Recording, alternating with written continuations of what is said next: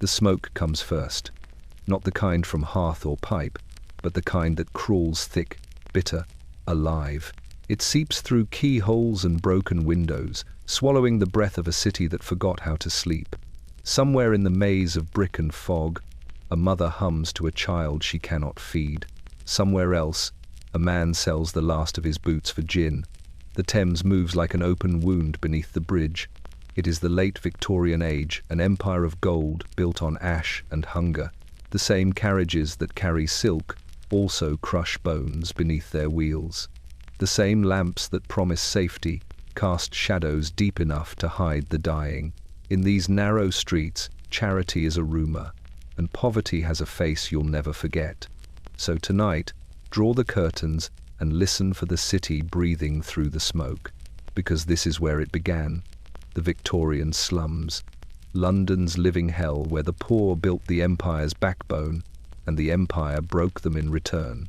Subscribe and stay. Close there are darker alleys still to walk, and stories that refuse to stay buried.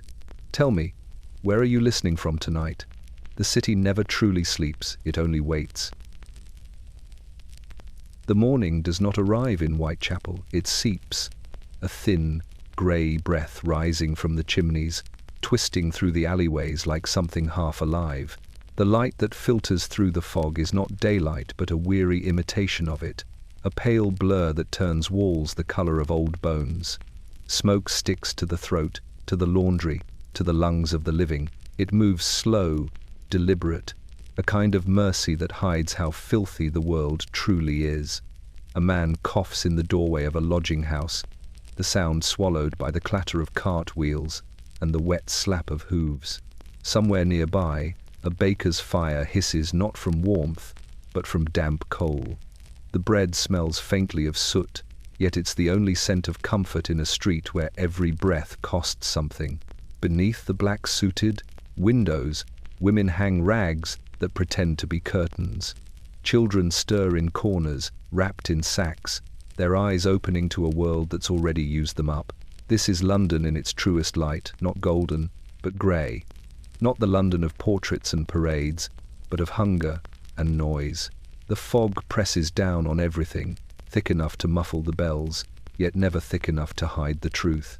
You can hear the factories waking, the hiss of steam, the thrum of gears, the coughing of the great iron lungs that feed the empire's heart. To the west, the wealthy draw their curtains against the damp. To the east, the poor breathe it in and call it morning.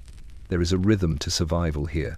The rag picker rises first, picking through refuse before the carts arrive. The match girl follows, hands stained white with phosphorus. The costermonger pushes his barrow through the sludge, calling out bruised apples as though they were gold. They do not look up. The sky offers nothing but smoke, and even the church spires vanish into it. Every street tells the same story, narrow, broken, alive. The walls sweat when it rains, the gutters overflow when it doesn't, and the rats, they are the city's most honest citizens. They live where men cannot, thrive where others rot, and fear no one. A child watches one dart beneath her bed and whispers a prayer not for bread, but for quiet. By midday, the air tastes of iron and sweat. The butcher hangs his meat in the window, the flies arriving faster than the customers. The cobbler wipes his brow with a sleeve the colour of old leather. A woman sells violets by the curb, her voice cracking from the cold. She doesn't know that her flowers will die before nightfall, but she sells them anyway because in Whitechapel, hope is something you buy by the handful, even if it wilts before you get home. As evening approaches, the smoke thickens again, folding the city into itself. Lamps bloom along the streets like tired suns. Somewhere far off, a whistle blows, signalling the end of another shift, but the slum never sleeps. Behind every door, a family huddles beneath a single blanket. The walls creak, the pipes groan, and the fog seeps in through every crack. It is not darkness that rules Whitechapel, but the dim half-light between exhaustion and endurance. Here, progress hums in the distance, like a machine that feeds on the lives of those who built it. And as the smoke settles once more over the rooftops, London exhales, tired, endless, and still hungry. Tomorrow will come the same way. It will seep. The streets wake long before the city does. Cobblestones sweat in the dawn, slick with last night's rain and the slow leakage of pipes that never truly stop dripping. In the quiet hour before the carriages roll, the slums breathe a single ragged breath drawn by thousands of lungs. The sound is not peace, but endurance. It hums through the alleys like a memory of thunder that never came. Whitechapel, Spitalfields, Bethnal Green, the names sound almost noble when printed in the newspaper. But here they taste of ash and grease. Each street bends inward, curling like a question with no answer. Shop fronts lean against one another for balance, windows cracked, paint blistered from coal smoke. Laundry lines hang between buildings like surrender flags, stiff with frost and soot. Beneath them, the gutters carry a slow parade of filth, cabbage leaves, blood from the butcher's floor, the faint glitter of broken glass. The empire rises on pillars of marble, but it stands on these streets. Every stitch in the Queen's gown, every bolt driven into a ship at Portsmouth, begins with a pair of calloused hands that will never touch the gold they helped create. The newspapers speak of progress, telegraphs, steam engines, bridges made of iron, but progress has a different face here. It wears a torn coat and empty eyes. It walks barefoot through puddles that reflect nothing but fog. Men line up at the docks for work that might last a day or end before noon. A foreman's whistle is worth more than a sermon. The unlucky drift toward the gin shop, the lucky toward the warehouses, both pretending not to see the others. There's no room for envy when the stomach rules all. A woman in a shawl drags a crate behind her, not because it holds anything, but because the act of dragging means she's still moving, still trying. Above it all, the sound of iron wheels begins the carriages of the gentry clattering over stone, polished wood gleaming in the pale light, curtains drawn. The faces inside will never see what lies beneath their route. They call it the East End, but it is another world entirely, stitched onto the same map by accident. By afternoon, the markets burst into noise. Fishmongers shout over costermongers, who shout over rag sellers. Smoke from the fried eel stalls mixes with the stink of dung and rot, until smell itself becomes a kind of fog. Somewhere, a preacher stands on a crate, warning of sin. His voice vanishes beneath the sound of coins changing hands, the only gospel that buys bread. Children dart between ankles, their laughter sharp and brief. One steals an apple and vanishes before the stall-keeper can shout. The act is small, almost invisible, but it belongs to a larger defiance, a city that refuses to die, even when half of it already has. When night returns, the same lamps flicker to life, one by one, along the same crooked lanes. Shadows stretch like ribbons across the cobblestones. The empire glitters in the West marble, mirrors, chandeliers, but here, light feels borrowed, temporary. It dances on puddles that have no bottom, and fades as quickly as it comes. The streets beneath the empire do not rest. They wait for morning, for mercy, for a world that never looks down. By morning, the air inside the lodging house is already thick, not with warmth, but with breath. Damp hangs from the ceiling like a second skin. The scent of coal smoke, mildew, and unwashed bodies sits heavy on the tongue. There are no windows that open, only walls that leak in the rain and hold it there like a grudge. The floorboards sigh with each movement, and somewhere between the groans of wood and sleep, a rat scurries across a sleeping man's foot. He doesn't wake. He's learned to share. Rent is due by noon. It always is. In this quarter of London, a night's rest costs what the day gives a coin for the floor, 2 for a straw mattress, 3 if you want a door that closes. The keeper takes the money without looking up, his fingers counting faster than his eyes. He knows what's at stake. Those who cannot pay do not beg. They simply leave, carrying their rags and their silence into the fog. Outside, a line has already formed, men, women, and children, waiting to see if someone moves out so they might move in. It's a strange kind of hope, this waiting for another's misfortune. But hope, in Whitechapel, is never clean. It has teeth and a price. A woman with a baby at her breast stands near the back, rocking in rhythm with the queue's slow shuffle. The child doesn't cry anymore. It's learned that sound spends energy, and energy is better kept for warmth. The lodging house is not home, but it pretends well enough. The rooms are numbered, though the numbers mean little. Inside, every life folds into the next, a drunk's laughter, a mother's prayer, a cough that never ends. A single candle fights the darkness.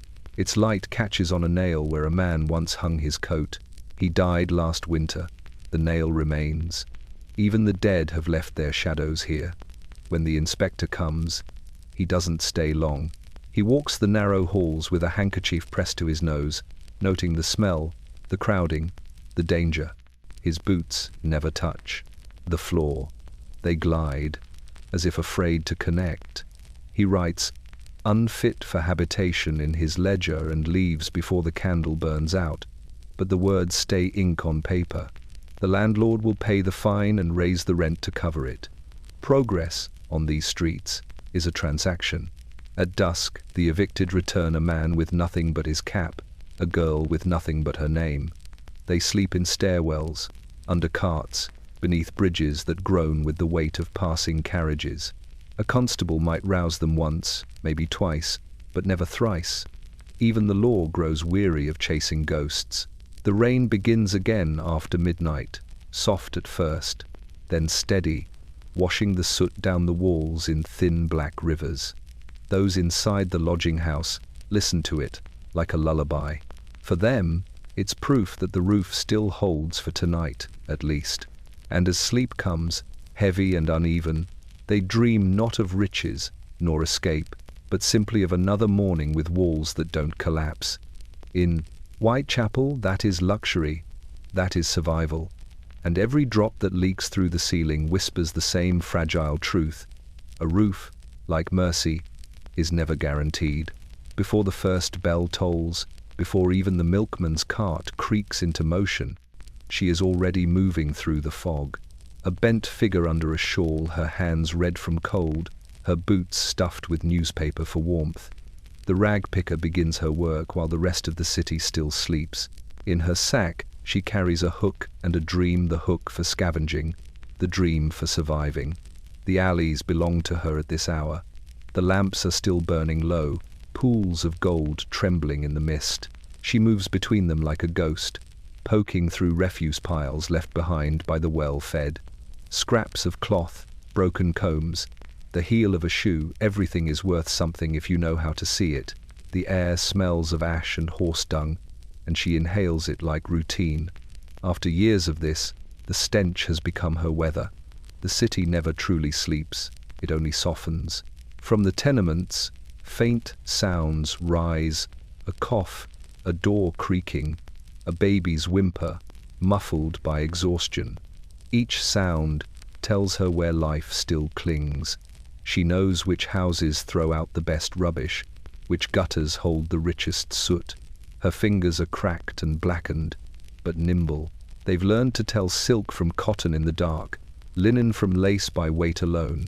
When she finds a torn sleeve, something once fine, now stained and frayed, she pauses. Her thumb traces the stitching, neat and perfect. Someone once wore this to dinner, perhaps under gaslight, their laughter rising above music. Now it lies in the gutter beside a crust of bread and a dead pigeon. She drops it into her sack without a word.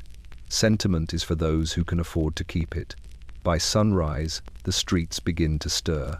She moves faster now, before the carts come to sweep away the debris. The ground trembles under hooves, steam coils from the drains, mixing with the fog until the world feels underwater. She ducks beneath a bridge to sort her finds cloth in one pile, metal in another, a button, a cracked mirror, a bit of ribbon. In her palm, they glitter like coins from a kingdom long gone. A man passes by with a cart, calling for bones. They nod at each other, comrades of the filth. He'll sell his haul to the glue makers. She'll trade her rags to the paper mills. Every scrap, every shred, feeds the great machine of the city. The empire eats everything, even its own waste.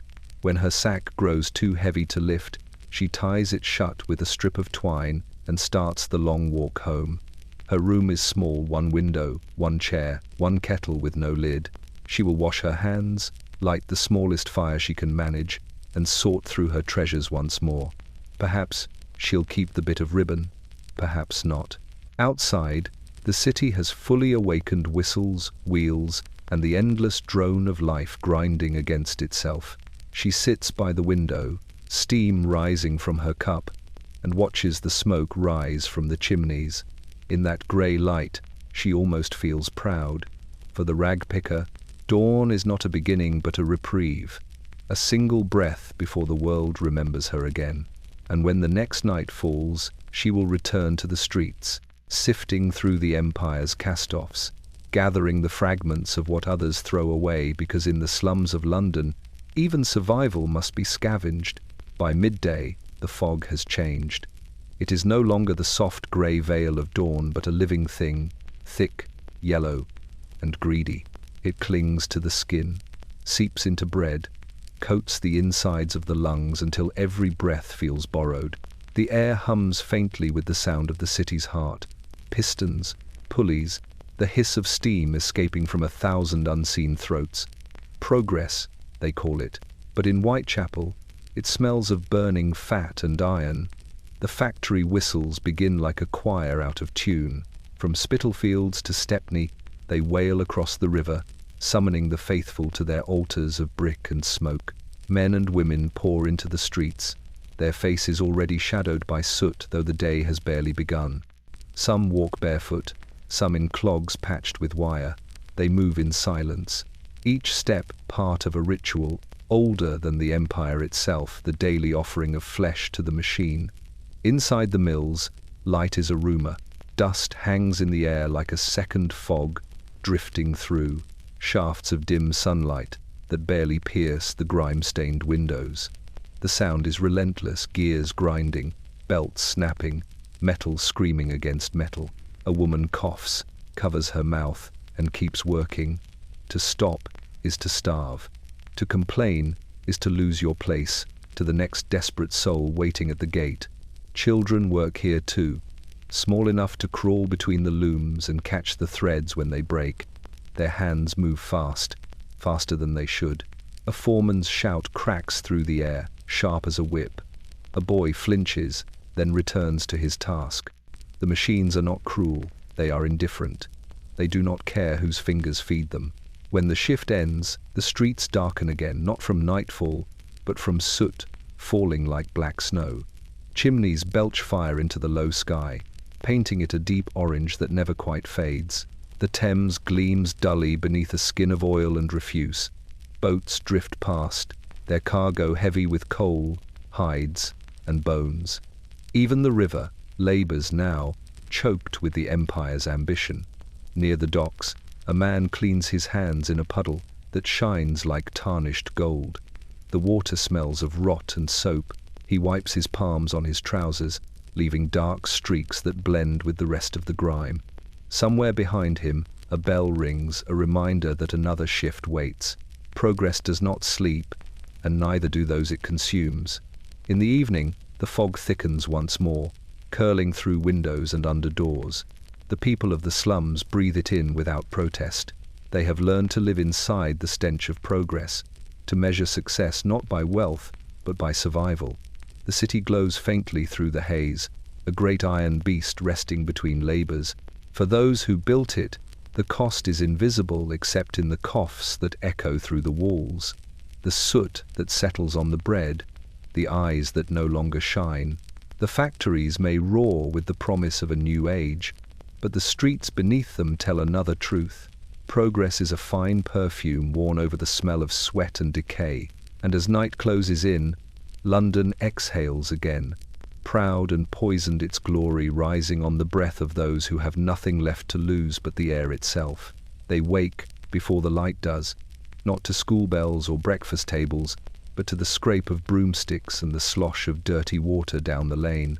The city's heartbeat begins in the gutters, and its children are the ones who keep it alive. Barefoot, bare-armed, They spill from doorways like shadows breaking loose from walls, each one carrying a task, a hunger, or both. A boy no older than 8 drags a sack twice his size, picking through refuse for scraps of cloth or bits of wire. His name doesn't matter, they call him Mudlark. Like all the others, his fingers are grey from the river, and his eyes hold the strange calm of someone who's forgotten what it means to rest. He moves with a quiet rhythm, guided by the sound of the Thames rolling in the distance, its current thick with the secrets of London. Nearby, a girl with a cracked doll tied to her waist kneels by the gutter, sifting through the sludge with a stick. She's searching for nails, anything metal, anything that might buy her a crust of bread. When she finds one, she wipes it on her skirt, slips it into her pocket, and smiles faintly, the kind of smile that doesn't reach the eyes but still counts as hope. The older ones work in the alleys, chimney sweeps, crossing sweepers, match girls.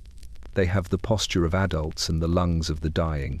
When the factory whistle calls, they vanish into the smoke, climbing flues so narrow that even the light cannot follow. The soot cakes their skin until it's impossible to tell where the dirt ends and the child begins. At noon, they gather at the pump, the only place where water is free. Some drink, some wash, some just stare into the metal reflection of their faces. It's not vanity that holds them there, but disbelief. They have seen death often enough to know it waits for them too, but they have not yet grown old enough to stop fearing it. A man in a top hat passes, his boots gleaming. The children part like smoke around Tim. He drops a coin into the mud, and for a moment, the world pauses. Then chaos, little hands clawing, a shriek, a splash of dirty water, and the coin is gone. The man walks on, satisfied with his charity, unaware that it will buy only one of them supper and none of them mercy. By nightfall, the streets become their home again. They curl beneath archways, huddle in door frames, or disappear into the shelters where the air smells of mildew and dreams too small to breathe. The youngest ones sleep in heaps, like puppies, drawing warmth from one another's ribs. The oldest keep watch not for danger, but for opportunity. A stray loaf, a fallen apple, a window left unlatched. The moon rises pale through the smoke, glinting on the river like a coin no one can reach. Somewhere, a child hums a tune her mother once sang before the workhouse took her. It drifts through the alleys, soft and fragile, like a memory trying to survive the night. These are the empire's forgotten heirs, the children of the gutter, born in soot, raised in hunger, growing beneath the wheels of progress. Tomorrow they will rise again, barefoot and unbowed, to sweep the very streets that erase their names. And when the city sleeps, they will still be there, small and silent, waiting for a dawn that never fully comes. At the end of Flower and Dean Street stands a door painted black by time and smoke. The sign above it reads, Lodging House No. 7, though the paint has long peeled away, leaving only ghosts of the letters. Inside, it smells of wet wool, tallow, and the faint sweetness of cheap gin. The air hangs low, heavy with sleep and steam. It is not a home, it is a holding pen for the tired. Rows of bunks line the walls, rough planks draped with rags that pretend to be blankets. The lucky ones claim a spot early, laying claim to a few square feet of splintered wood. The unlucky wait by the door, coins pressed into palms, hoping someone leaves before the keeper closes the bolt. There is no privacy here, no silence. Every cough, every sigh, every scrape of boot against floorboards blends into a single noise, the sound of survival breathing through exhaustion. At the far end, a woman ladles thin broth into tin bowls. She has been doing this for years, her hands steady even as the spoon trembles. She does not speak much anymore. The faces change too often, the names too quickly forgotten. She just watches, counting spoons, counting heads, counting heartbeats until dawn. Near the stove, 2 men argue in whispers over who slept on the upper bunk the night before. The argument ends when one of them collapses into a coughing fit. The other waits for it to pass, then helps him back onto the bed. In this place, Anger is brief. There is no energy for hate when every breath is borrowed. In the corner, a child sleeps sitting upright, her back against the wall, clutching her mother's shawl. She dreams of sunlight she has never seen without smoke. Beside her, an old sailor stares into the embers of the stove, his lips moving as if reciting the sea's names: Dover, Lisbon, Calcutta. He doesn't remember what land smells like anymore. The keeper makes his rounds after midnight, lanterns swinging low. He checks the locks, the windows, the stillness of the bodies. Sometimes he counts, fewer than before. When that happens, he opens the door quietly and drags the sheet-covered shape into the alley. By morning, the body will be gone, claimed by the workhouse, or by no one at all. The bed will be cleaned with a rag and a prayer, and someone new will lie there by nightfall. Outside, the fog thickens, pushing against the walls like a living thing trying to come in. Inside, the breathing deepens. The lodging house sighs as if it too is tired of holding the weight of so many dreams. At dawn, the door opens again. The sleepers rise, pulling on boots that never truly dry. The woman by the stove pours water over the ashes, and the day begins not with sunlight, but with movement. They spill out into the street, one by one, like smoke escaping through cracks. The city swallows them quickly. By noon, Number 7 will stand empty, waiting for night to fall again. The beds will still be warm, the air still thick with the ghosts of breath, and when the fog returns, so will they, the wanderers, the broken, the nameless, drawn back to the only roof that asks for no story, only a coin and the strength to last until morning. It tolls at dawn, deep and heavy, a sound that vibrates through the fog like judgment. The workhouse bell. The poor of Whitechapel know its rhythm better than their own heartbeat. It rings not for worship, nor warning, but for surrender. Each note means the same thing. You've failed to keep yourself alive, and now the parish will do it for you. The gates of St. George's workhouse are tall and iron grey, their hinges slick with rust. Outside, a line already forms: women with hollow faces, men whose boots gape open at the sole, children whose eyes have stopped expecting kindness. They do not speak. The bell has stripped them of that. It hums through the marrow, reminding them what they are here to trade: dignity for bread, freedom for survival. When the doors open, the smell rolls out: first lime, damp wood, and despair baked into the walls. Inside, the matron stands with a ledger and a stare sharp enough to cut through silence. Each name is written down, each body sorted. Men to one side, women to another, children separated entirely. Families unravel in the space between one line and the next. A mother's hand slips from her child's fingers, and that is that. Rules are rules. The men's ward is a cavern of stone. Rows of cots, thin as coffins, stretch into the dark. The air smells of soap that never cleans.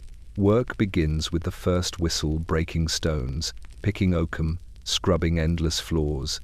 The sound of labor fills the space where conversation should be.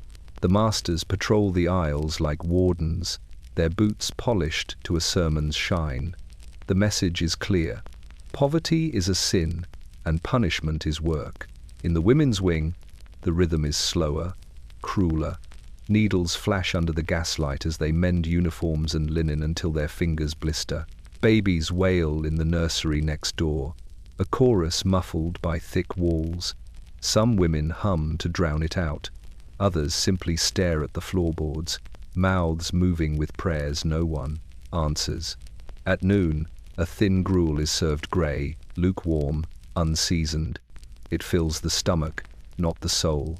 A man whispers that the soup tastes better when you close your eyes and pretend it's beer.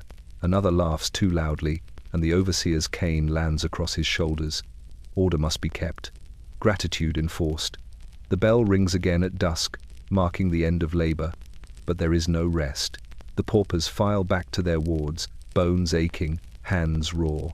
The matron's candle flickers as she closes the ledger, the day's names already fading into the sameness of ink and misery. Outside, the city glitters with 1,000 lamps. Music drifts faintly from the west laughter, Violins, the clink of glasses. The sound does not reach the workhouse. Its walls are too thick, its purpose too clear. When the bell tolls once more, deep into the night, even the rats pause to listen. It is not a sound of mercy but of memory, a reminder that here the poor are not mended but managed. Their hunger feeds the order, their silence keeps it running, and when morning comes, the line will form again. New faces, same names. The gates will open, and the bell will toll steady, patient, endless, as if London itself were counting the cost of its own conscience. The soup line begins long before noon. It snakes down the street, around the corner, into the fog, a slow-moving river of hollow faces and empty hands. The sign above the door reads, "Free meal for the needy," but everyone in line knows there is no such thing as free. Dignity is the price, and they have all already paid. At the front of the queue, the widow waits with her tin bowl pressed to her chest. Her shawl, once black, has faded to the color of ash. The hem of her skirt is stiff with old mud. Her hands are raw from the cold, the fingers swollen like roots. She does not speak.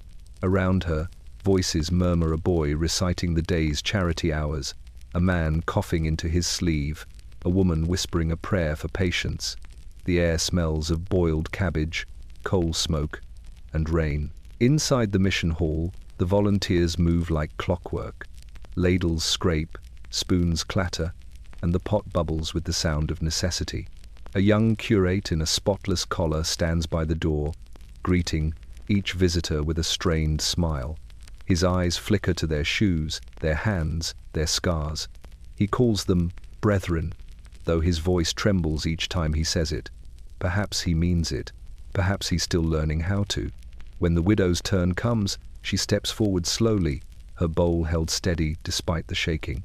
The woman behind the pot fills it halfway, that is the rule. No one gets a full bowl. The broth is thin, a cloudy mix of water, bone, and faint vegetable color. But the warmth, oh, the warmth! It rises like memory, steaming against her face. For a moment, she feels something close to gratitude. She finds a place on the bench against the wall, beside a man with one arm and a boy with none. They eat without words. Around them, the hall hums with the quiet sounds of chewing and sighing, the occasional cough breaking through like thunder. The walls are damp, plaster peeling where mold blooms through the paint. Yet there's a kind of peace here, the peace of stillness, of being allowed to exist without question for an hour. When she finishes, she runs her finger along the rim of the bowl, gathering every trace of grease. It's habit more than hunger. Waste is a sin when you live this close to starvation. She wipes the bowl with her shawl and rises to leave. Outside, the fog greets her like an old friend. She walks back toward her room, her steps slow but certain. On the way, she passes a bakery, the window fogged from heat. Inside, rows of golden loaves glow under the gaslight. The scent drifts out, thick and sweet. She stops, hand on the glass, her reflection blending with the bread. For a heartbeat, she imagines her husband beside her again, strong, laughing, holding 2 loaves under his arm. Then the bell above the bakery door rings, and the vision shatters. She keeps walking. The street swallows her up, the fog closing like a curtain. By nightfall, she will light a candle in her small room, set the empty bowl by the hearth, and sit in the glow until the flame dies. It is not hunger that keeps her awake, but memory of what it felt like to cook for someone else, to fill another's plate before her own. In a city that measures worth by what one consumes, the widow's meal is small but defiant, a single act of survival against a world that long ago stopped caring if she lived or not. They begin their work when the city sleeps. Lanterns swing from their carts, faint halos trembling in the mist. The air is colder then, sharper, it clings to the throat and carries the smell of everything the day has tried to forget. These are the night soil men, London's unseen labourers, the ones who walk where no one else dares. The streets are empty when they start, save for the sound of boots on cobblestone and the squeal of cart wheels slick with filth. Behind them trails the stench, thick, sour, alive. It rolls through alleys and under windows, waking dogs and making the drunks turn over in their sleep. But to the men who carry it, it smells like work, like money. They move from door to door, from yard to yard, emptying the cesspits that feed the city's bowels. Their hands are cracked, their eyes watering from the fumes, but they keep moving. London has no sewer worth the name, only holes and barrels that fill faster than they can be emptied. Every night, the same ritual: shovel, scoop, dump. The same dark prayer whispered under their breath: let the pit not burst tonight. In the narrow courts, the work is worse. The pits lie under staircases, behind rotten boards, inside cellars where the air hangs dead. One man lowers himself by rope, lantern tied to his belt. The light trembles on the slick walls, turning the filth to something almost metallic. He works fast, muscles straining, the rope creaking above him. The others wait, their breath steaming in the dark, ready to haul him up when he taps the side twice. Sometimes he doesn't tap. Sometimes the fumes take him first. When that happens, the others climb down after, not for mercy, but to finish the job. By dawn, the carts are full wooden barrels sloshing with the night's harvest. The men guide the horses out toward the edge of the city, where the fields wait to swallow it all. The road there is long and quiet. Fog drifts low over the ditches, and the wheels cut deep tracks in the mud. Sometimes they pass the milk wagons on their way in, white cans gleaming like ghosts beside their own foul cargo. London's twin economies, what feeds and what is fed upon meeting for a moment before parting again. When the job is done, they wash their hands in the river. The water runs black around their wrists before fading to grey. They laugh then, not because anything is funny, but because laughter reminds them they are still above ground. They drink cheap gin from a shared bottle, their teeth flashing in the half-light. To most of the city, they are invisible. To one another, they are brothers, keepers of a duty that no one thanks and everyone needs. As the first church bells ring, they vanish into the fog, their carts empty, their boots heavy. The city wakes clean once more, unaware of the hands that kept it that way. The night soil men disappear with the dawn, leaving behind nothing but the faintest trace of their passing, a smell that clings to the cobblestones and to memory itself, reminding the air what must be carried away for the rest of London to breathe. When the lamps come alive, London pretends to forget itself. The fog shivers under the first hiss of flame, 1,000 tiny suns blooming along the streets, one by one, until the darkness retreats just far enough to give the illusion of safety. Gaslight, they call it. Progress, beauty, civilization. But the poor of Whitechapel know it by another name: the Liar's Light. Each evening, the lamplighters walk their routes with poles and flame, ghostly silhouettes in long coats, their ladders clattering against the cobblestones. They move through the alleys like priests of a new religion, igniting belief in small glass altars. When they pass, faces glow in the half-light, mothers carrying water, drunks swaying in doorways, lovers whispering under windows. The lamps burn steadily, casting halos on puddles that reflect nothing but smoke. For the rich, the gaslight is a marvel. The West End shines like a jewel box, its shopfronts dazzling with mirrors and gold.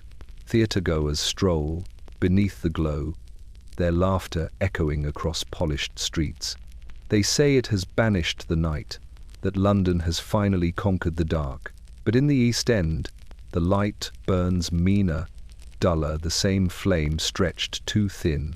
Here it reveals more than it hides: the cracks in the walls, the shine of vermin eyes, the filth that no shadow can soften. Inside the taverns, the lamps hiss and pop, turning gin into amber and sorrow into laughter. Men raise their glasses to the glow, pretending the warmth belongs to them.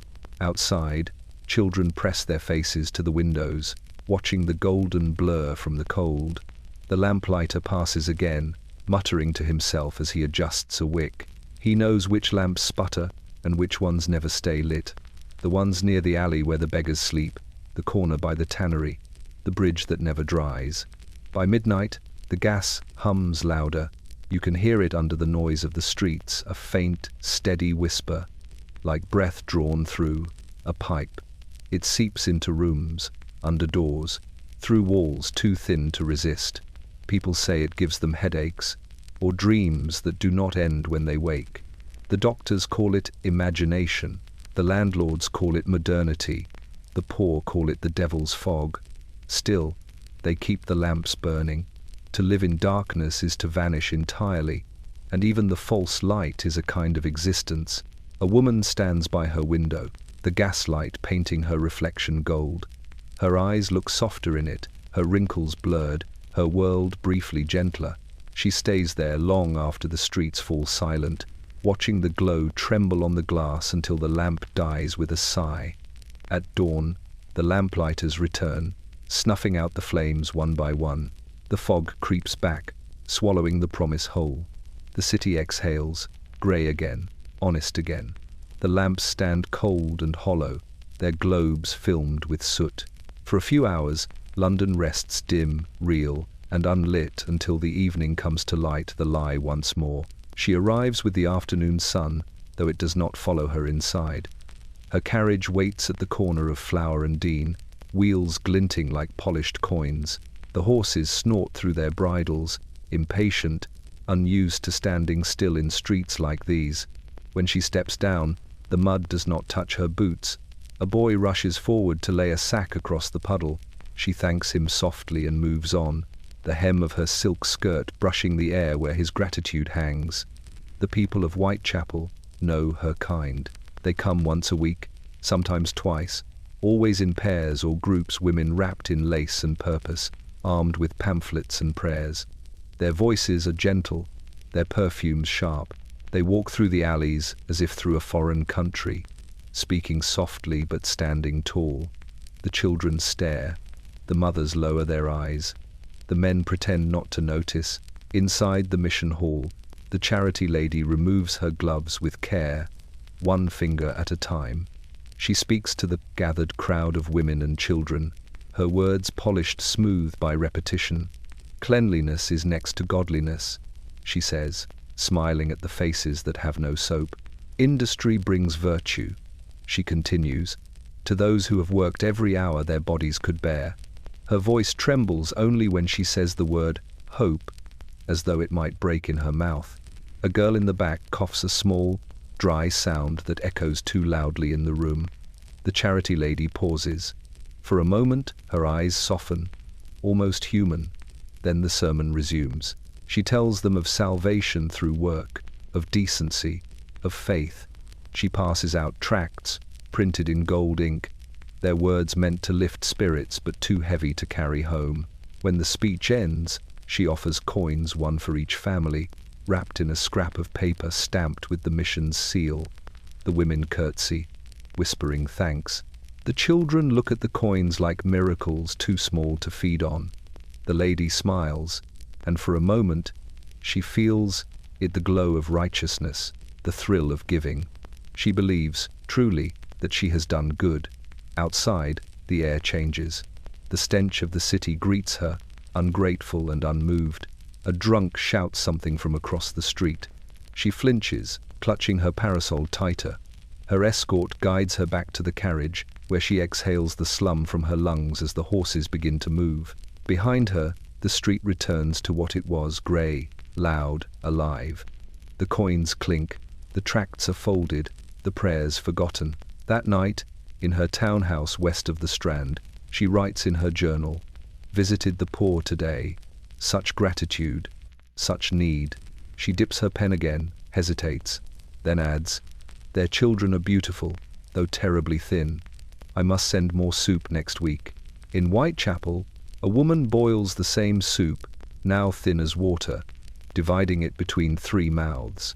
Her daughter reads the gold-lettered pamphlet aloud by candlelight, stumbling over the words virtue and obedience. The charity lady sleeps well, dreaming of halos and hymns.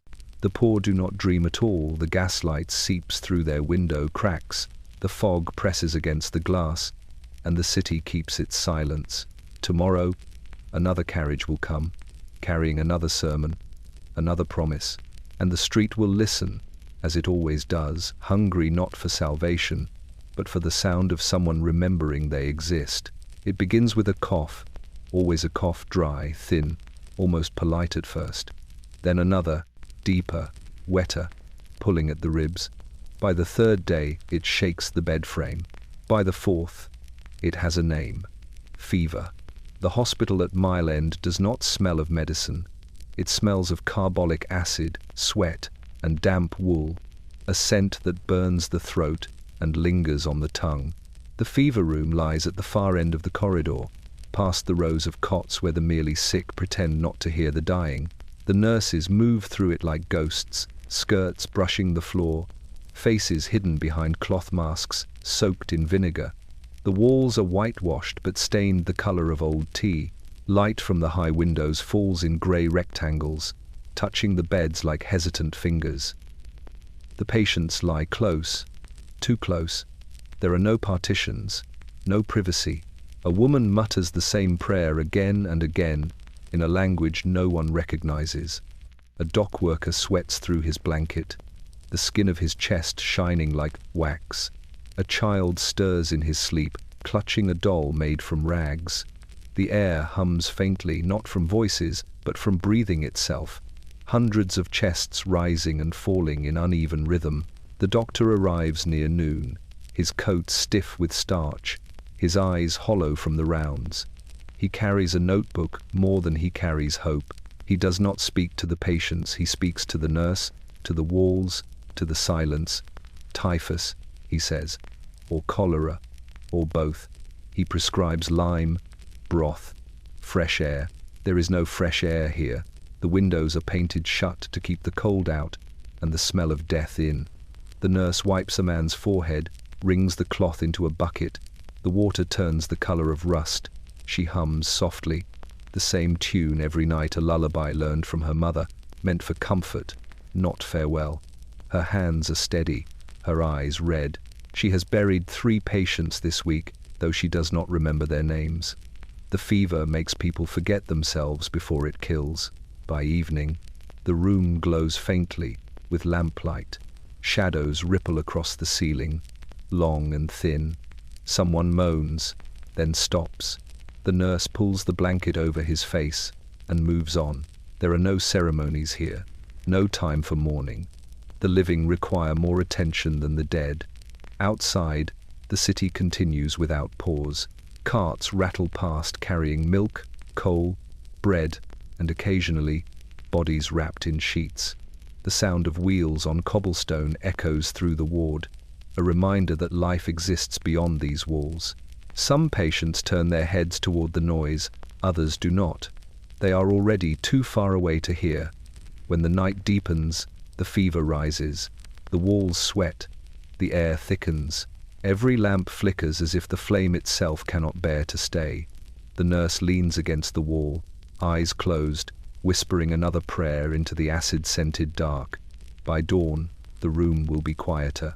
A few beds will be empty, the sheets changed, the smell slightly stronger. The doctor will return with his notebook. He will write the same words again: fever, fatigue, expired, as if repetition might make the loss smaller. And outside, the bells of London will ring for morning, indifferent and clean, calling the healthy to work, while the sick sleep forever under the same sky they never saw. He comes at dusk, when the light is weak enough to make excuses. His knock is not loud, but it carries 3 slow raps that turn the whole corridor still. Children stop whispering, pots stop clattering, and somewhere in the dark, a mother hides her last coin under a loose brick. The rent collector has arrived. His name, no one remembers. He doesn't need one. The street knows him by the sound of his boots, heavy, deliberate, patient. The soles strike each step with the rhythm of inevitability. He wears a coat that once was black, but now gleams oily brown from years of rain. His hat is pulled low, his collar high, his ledger clutched beneath one arm like a weapon wrapped in paper. Inside the first room, a woman straightens her shawl and forces a smile. The air smells of boiled cabbage and candle wax, the same as every Thursday night. He does not return the smile. He simply opens his book, licks the tip of his pencil, and waits. Behind her, her children stare, wide-eyed and silent, each one clutching a bit of cloth like a flag of surrender. 2 shillings, he says, his voice smooth and slow. Due last week. She hands him the coins. They clink against each other, bright against the dull wood of his palm. He counts them twice, always twice. Then he marks the page and leaves without another word. The door closes behind him with the soft finality of mercy delayed, not granted. In the next room, an old man lies in bed, too sick to rise. His rent is 3 weeks overdue. The collector stands by the door, watching the frail chest rise and fall. "You've had your time," he says quietly. The man coughs, a dry, rattling sound. "The landlord'll want the room cleaned by Sunday." The cough answers for him. The collector turns and walks away, the pencil tapping once against the ledger. At the far end of the hall, a young couple tries to bargain. "We'll have it tomorrow," the husband pleads, holding out his hands like a beggar at confession. The wife stands behind him, her belly round beneath her dress. The collector's eyes drift to it, then back to the man. "Tomorrow," he repeats, closing the book. The word sounds like a promise, but it isn't. He has used it 1,000 times. Sometimes it buys another night. Sometimes it doesn't. When his rounds are done, he steps out into the fog, the sound of weeping echoing behind closed doors. He lights a cigarette, shielding the flame from the wind. The smoke curls around his face, softening the hard lines carved by habit. He is not cruel, not kind, only necessary. The city runs on men like him, as surely as it runs on gas and steam. Someone must turn the handle that keeps the misery moving. At the corner, he meets another man, the landlord's agent, waiting in a carriage with brass buttons gleaming. The collector hands over the ledger, the night's earnings heavy in his pouch. Neither speaks.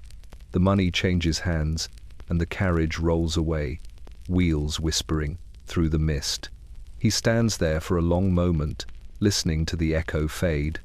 Then he turns back toward the alley, toward the narrow street that will always need him again next week. Behind the windows, candles flicker low, shadows huddle close, and the city holds its breath until the footsteps pass. The rent collector walks on, his boots steady, his eyes untroubled. Above him, the bells of Whitechapel strike the hour, each chime a heartbeat in a city that survives not by charity, but by debt. The gin shops open before the churches. By 7, the first door creaks wide, and the fog rolls in with the customers. A single candle burns behind the counter, its flame fighting a losing battle against the smell, sharp, sweet, and merciless. Cheap gin, mother's ruin, salvation in a glass. Inside, the air is thick enough to chew.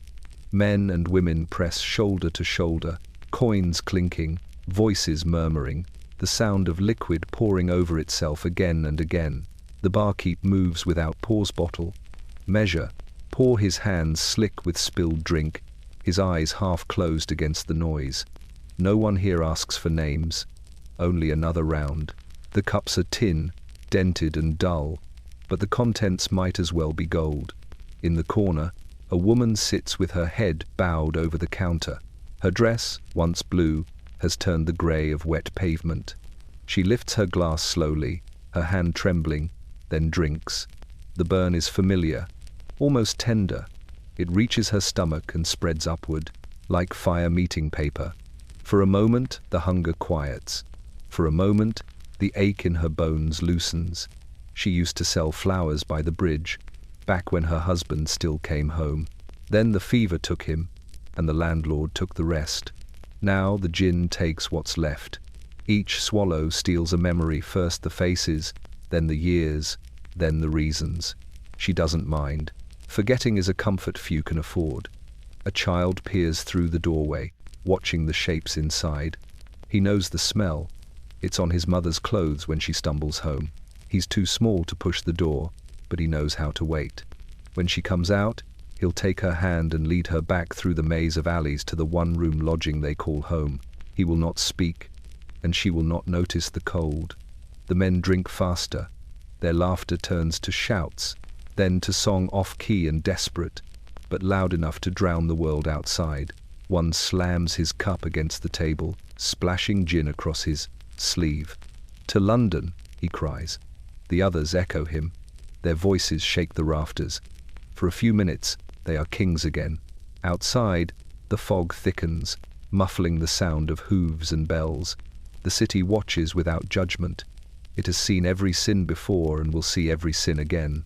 Somewhere beyond the smoke, church bells toll the hour. The sound reaches the gin shop like a distant memory of virtue, faint and easily ignored. When the candle finally gutters out, no one notices. The barkeep sweeps the coins into a drawer, wipes his hands, and steps into the night. Behind him, the door closes on the sound of snoring and broken glass. The woman in the corner stirs. Her head rests on her arms now, her breath slow and uneven. The glass has tipped over, the last drops soaking into the wood. Tomorrow, she will come again. The gin will still be waiting clear as mercy, cheap as sin. In the slums of London, the bottle is both friend and executioner.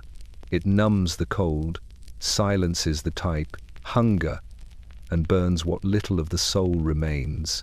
And when dawn comes, pale and indifferent, it will find the streets washed clean of sound except for the faint rattle of empty cups rolling in the gutter, whispering of promises that taste like fire. The morning fog hangs thick over Mile End Road, as children drift toward the small brick building wedged between a tannery and a row of crumbling houses. Its windows are clouded with soot, its bell cracked from years of cold. Yet for hundreds of children, this is the closest thing to hope they will ever know. The sign above the door reads Ragged School, though the paint has long faded, much like the faces that pass beneath it. Inside, the air smells of chalk and damp wool. The floorboards creak with every step. Desks, mismatched and scarred, fill the room like crooked teeth. The teacher, a thin man in a frayed coat, stands at the front with a Bible in one hand and a stick in the other. His voice is rough from shouting over factory noise, but he speaks with conviction, as if words alone can hold back the hunger that hums beneath the lesson. "Spell bread," he says, and the children repeat it. Their voices a broken choir. They are pale, small, and still every cough a spire, punctuation mark in the silence. Some have no shoes, others no sleeves. Their fingers are stained from match factories, rope works, or the ink of labor they should never have known. A girl in the front row clutches her slate like treasure. Another hides a crust of bread inside her apron. On the wall hangs a map of the empire, a great red stain stretching across oceans. The teacher points to it proudly. "This is our Britain," he says. The children nod, though most have never been beyond the next street. To them, the empire is just another story adults tell to make sense of suffering. But when he speaks of the Queen, they sit straighter. When he mentions heaven, their eyes flicker with the faintest light. At midday, a kettle steams in the corner. The soup ladled into tin cups is thin as rainwater, yet they sip it like it's sacred. Outside, factory whistles echo, calling the older ones back to work. A boy lingers at the door, torn between duty and warmth. The teacher hands him a crust. "For the road," he says softly. The boy runs without answering, his bare feet slapping against the stones. Afternoon lessons are quieter. The youngest trace letters in the air, while the older ones whisper tables under their breath. Through the cracked panes, the city groans carriages, shouting, the endless thrum of the industrial heart. The sound seeps into the room like a second language, reminding them that knowledge, like light, rarely reaches this far east. When dusk comes, the teacher closes his book. "Go home," he says, though most have no home to go to. They scatter into the fog, their voices fading into the hum of the street. He stays behind, erasing the day's lessons from the chalkboard with a sleeve already white with dust. The room falls silent, except for the hiss of the dying fire. He stares at the empty desks, each one a small defiance against the darkness outside. Tomorrow, they will come again, eyes dull but willing, hungry for words that might One day lift them out of the gutters. He knows most never will. But as he locks the door and steps into the night, he still whispers to himself, "Every letter is a candle." And somewhere in the fog, one child repeats the alphabet, not for the teacher, but for the faint, flickering promise that knowledge might one day burn brighter than poverty itself. It moves like a beast half asleep, sluggish and wide, its breath rising in grey coils that smell of iron and rot. The Thames has seen more than any man alive, kings crowned and queens buried, ships launched and bodies sunk. Yet, by the late hours of the Victorian night, it belongs to no one but the poor. The city's waste flows into it, and its secrets flow back. The river remembers what the empire forgets. At the water's edge, the mudlarks begin their work. They come barefoot or in boots tied with string, children and men together, scavenging through the tide's leftovers. The water glimmers faintly beneath the gaslight, thick as broth. Each ripple carries fragments of the city, a scrap of lace, a broken mug, a tooth, a coin. To the mudlark's eye, everything has value. To the river, nothing does. A boy kneels in the muck, his breath fogging in the chill. He runs his fingers through the silt and pulls up a bent spoon. He grins, wiping it on his sleeve, then hides it in his pocket. Beside him, his sister works silently, her skirt heavy with mud, her small frame trembling each time the wind cuts through her shawl. They do not speak.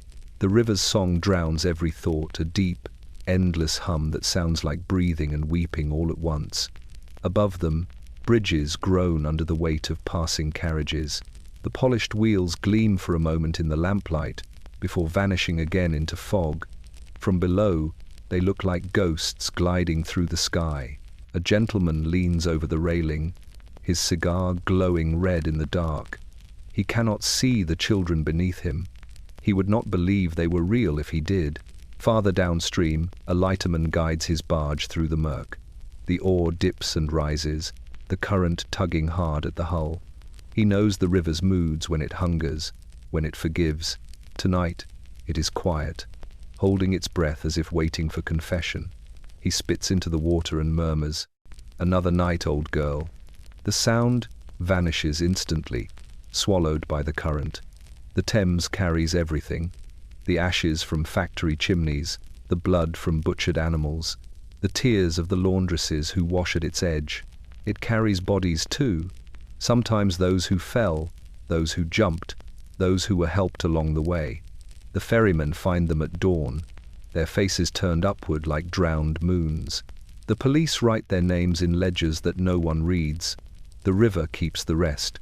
When the fog thickens, the mudlarks pack their findings into sacks and climb the steps, their silhouettes fading against the lamps. The tide creeps higher, swallowing their footprints, smoothing the mud until it gleams like oil. Tomorrow the same water will rise again, bringing new refuse, new relics, new memories. By sunrise, the river looks almost beautiful, soft light rippling across its surface, gold on grey. Gentlemen on their morning walks will stop to admire it, breathing in the faint salt of the sea. They will speak of progress, of ships and trade and empire. None will think of the hands that searched its belly through the night, or the whispers that cling to its banks. For those who live beside it, the Thames is not a river but a mirror, one that never lies. It shows London as it truly is, grand above, rotting below, and forever drifting between the two. The fog moves like breath across Commercial Street, softening the gaslight into halos. It is close to midnight, and the policeman's boots echo slow and steady, 1 to 2. 1 to 2, the rhythm of a city that never truly sleeps. His coat is buttoned tight to his chin, his truncheon swings lightly at his side, and in his pocket sits a notebook filled with the same words repeated night after night. No incidents, all quiet. But nothing in Whitechapel is ever truly quiet. Behind every shuttered window lies a whisper, a cough, a cry half smothered by fatigue. The constable knows this, though he never writes it down.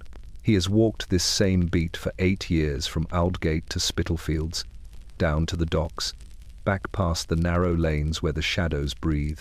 He knows which alleys hide the drunks, which doorways hide the dying, which corners never lose their smell of blood and gin. A woman calls to him from a doorway, her laughter brittle as glass. "Evening, officer," she says, voice roughened by the cold. He tips his hat, but does not stop. Her laughter fades into the fog behind him. A few steps later, he hears her cough, sharp, hollow, final. He keeps walking. To stop would be to remember. He passes a lodging house, its windows fogged with the heat of too many bodies. From inside comes the muffled chorus of coughing and murmured prayers. The keeper stands by the door, arms folded, nodding as the constable passes. No words are exchanged. They both know the same truth, that the law ends where hunger begins. At the corner of Hanbury Street, a shadow stirs. The constable's hand goes to his truncheon, his breath catching in the cold. But it's only a boy, ragged, barefoot, no older than 10, sleeping beneath a sheet of newspaper. The constable kneels and shakes his shoulder gently. "Go home, lad," he murmurs.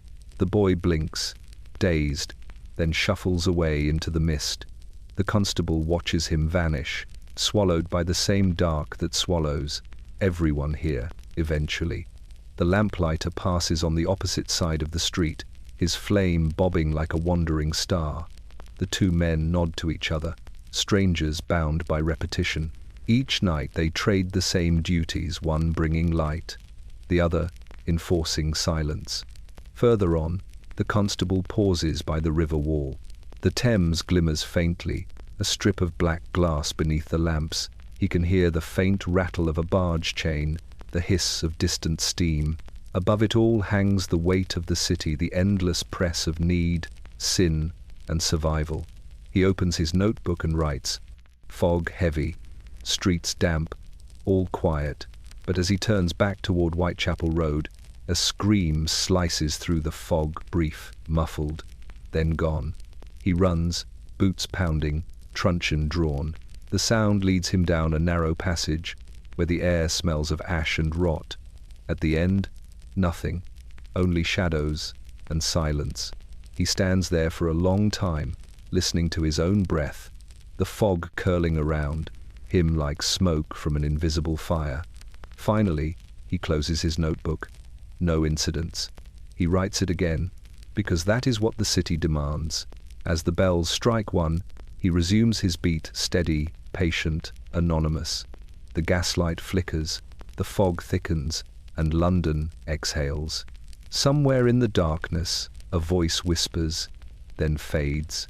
The constable keeps walking, boots echoing down the empty street, his shadow stretching long across the stones, the shape of duty in a city built on ghosts. Tucked behind a seamstress's shop on Bishopsgate stands a narrow doorway, its sign painted with trembling letters, "The Dolls' Hospital." The words are half worn away by rain, yet every child in the neighborhood knows them. Inside, beneath the hum of the gas lamps, broken things are made whole, or as whole as the world allows. The shop smells of varnish and glue, of sawdust and cotton. Shelves sag under the weight of porcelain heads, wooden limbs, and glass eyes that glint faintly in the low light.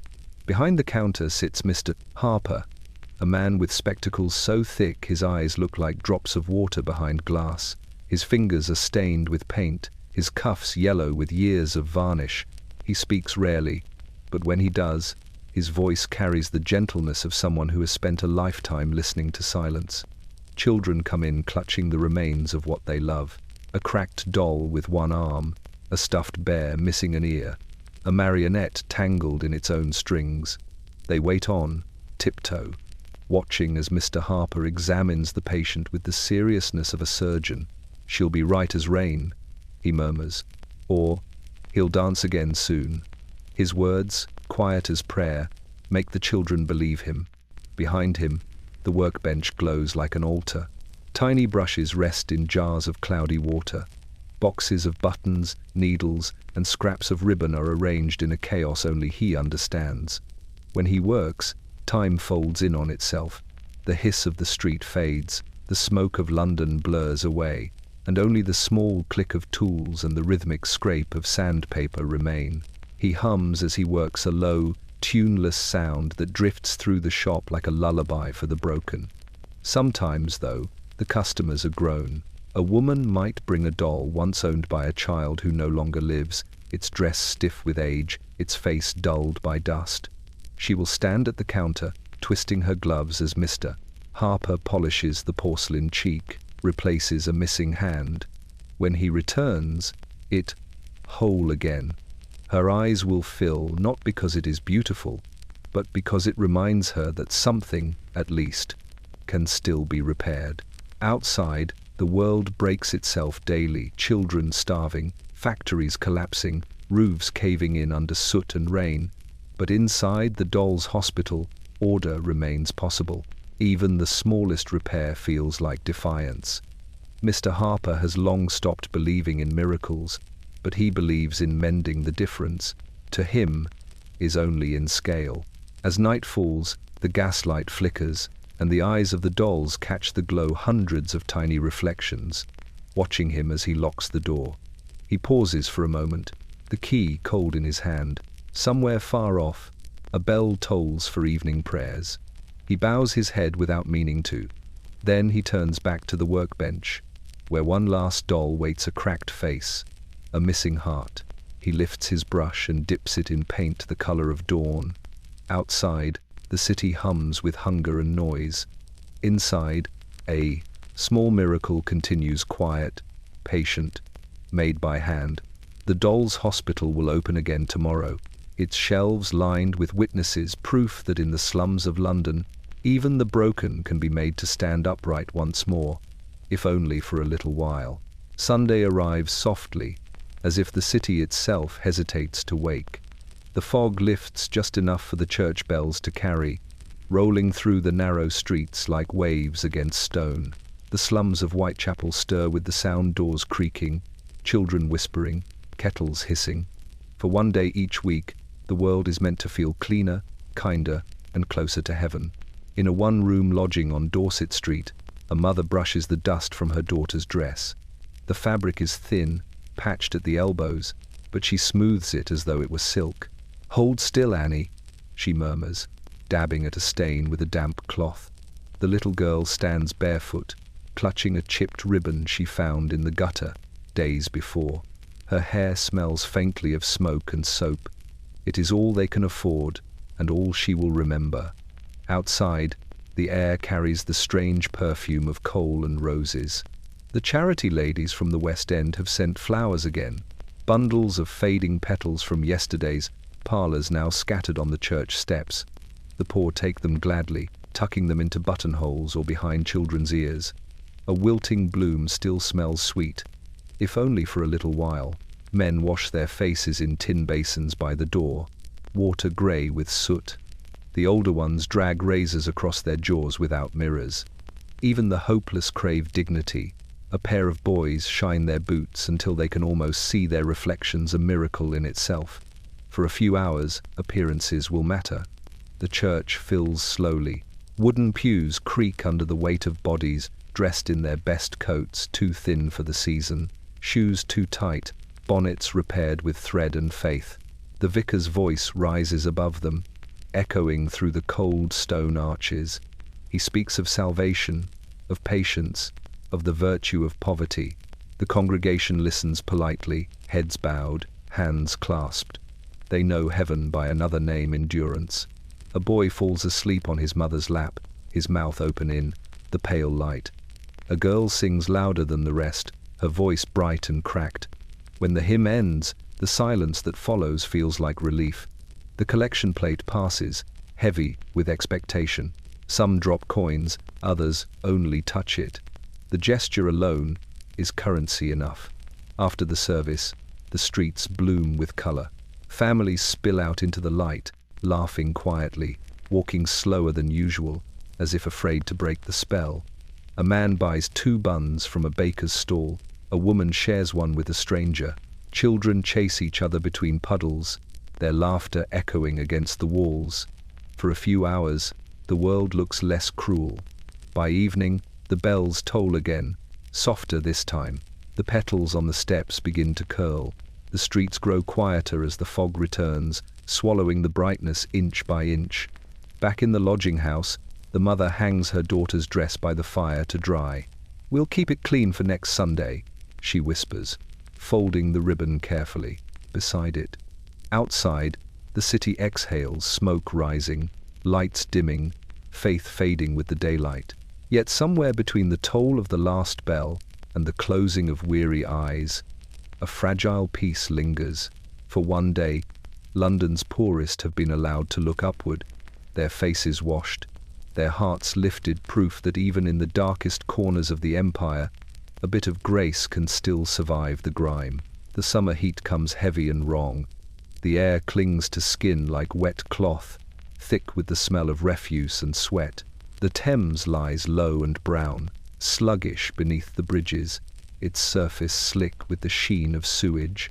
The newspapers call it the Great Stink, but those who live by the river have another word for it, warning. It begins quietly, as it always does. A man in a lodging house wakes with cramps, his breath sharp, his hands shaking. By noon, he's gone. His wife, pale and wild-eyed, screams for help, but the neighbors do not come. They've learned what silence means. Within days, the fever spreads through the tenements like smoke through rafters. Buckets of lime line the alleys. The water pumps grow still. The city tries not to notice, at least. Not yet. The doctors come late, faces hidden behind handkerchiefs soaked in vinegar. They speak of sanitation and contagion, though no one truly understands the words. The poor only know that death now moves faster than rent.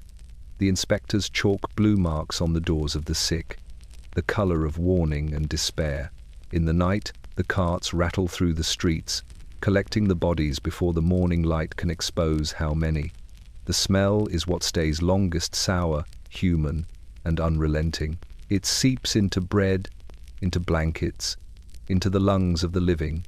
Mothers try to keep their children inside, but the rooms are too small, the air too stale. They open the windows and hope the breeze is merciful. Sometimes it is. Sometimes it carries only more sickness. At the workhouse infirmary, the fever rooms overflow. The nurses, already pale from exhaustion, move between beds with bowls of water and whispered prayers. The doctor dips his thermometer and writes numbers that no longer matter. The dead lie beneath sheets at the far end, waiting for carts that never seem to come fast enough.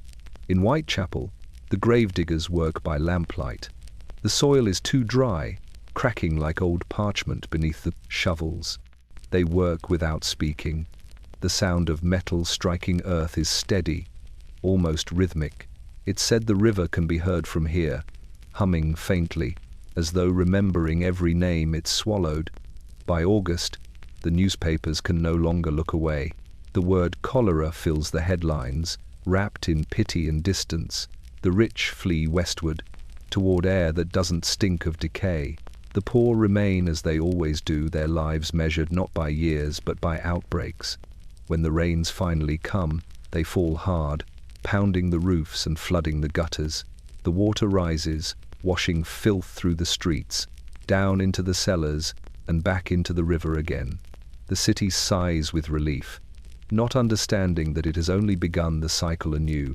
When it is over, the silence feels heavier than the sickness. The bells toll for the lost hundreds, perhaps thousands, but the names are gone. In the fog that follows, a child stands at the water's edge, staring at the ripples where the tide meets the refuse.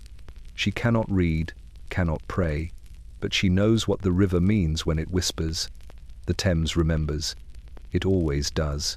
And when the next hot season comes, it will carry the city's sins once more, quiet, patient, waiting beneath the surface for another summer to begin.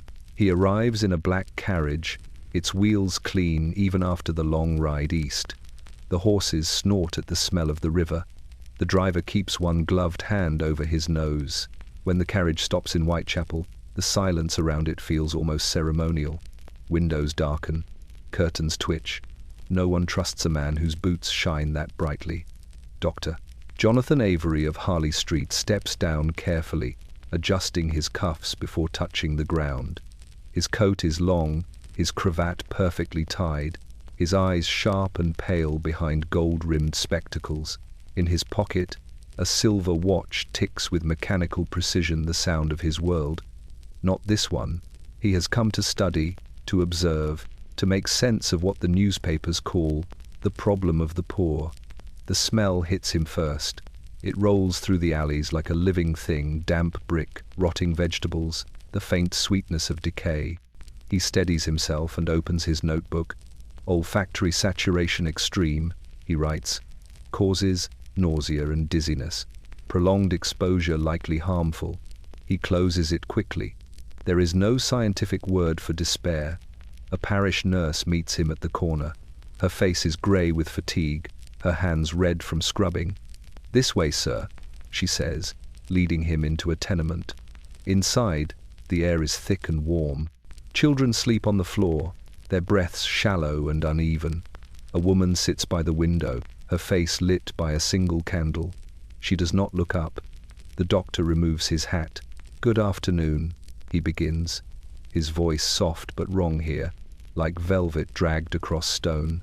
He asks questions about water, about food, about fever, and the nurse answers for the woman.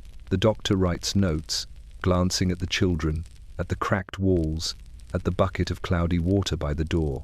He sketches the scene with precise lines, labeling each detail as though cataloguing a specimen. To him, this room is data. To its occupants, it is the world. Outside, he pauses for air. The street swells with noise hawkers shouting, babies crying, boots splashing through filth. He watches a group of boys chase a dead rat with sticks, their laughter wild and high. "Savages," he murmurs, though his voice carries a tremor he cannot name. At dusk, he returns to his carriage. The wheels splash through puddles that shimmer faintly with oil. He does not look back. In his notes, he writes, "Condition of population deplorable. Urgent need for sanitation reform. Morality compromised by environment.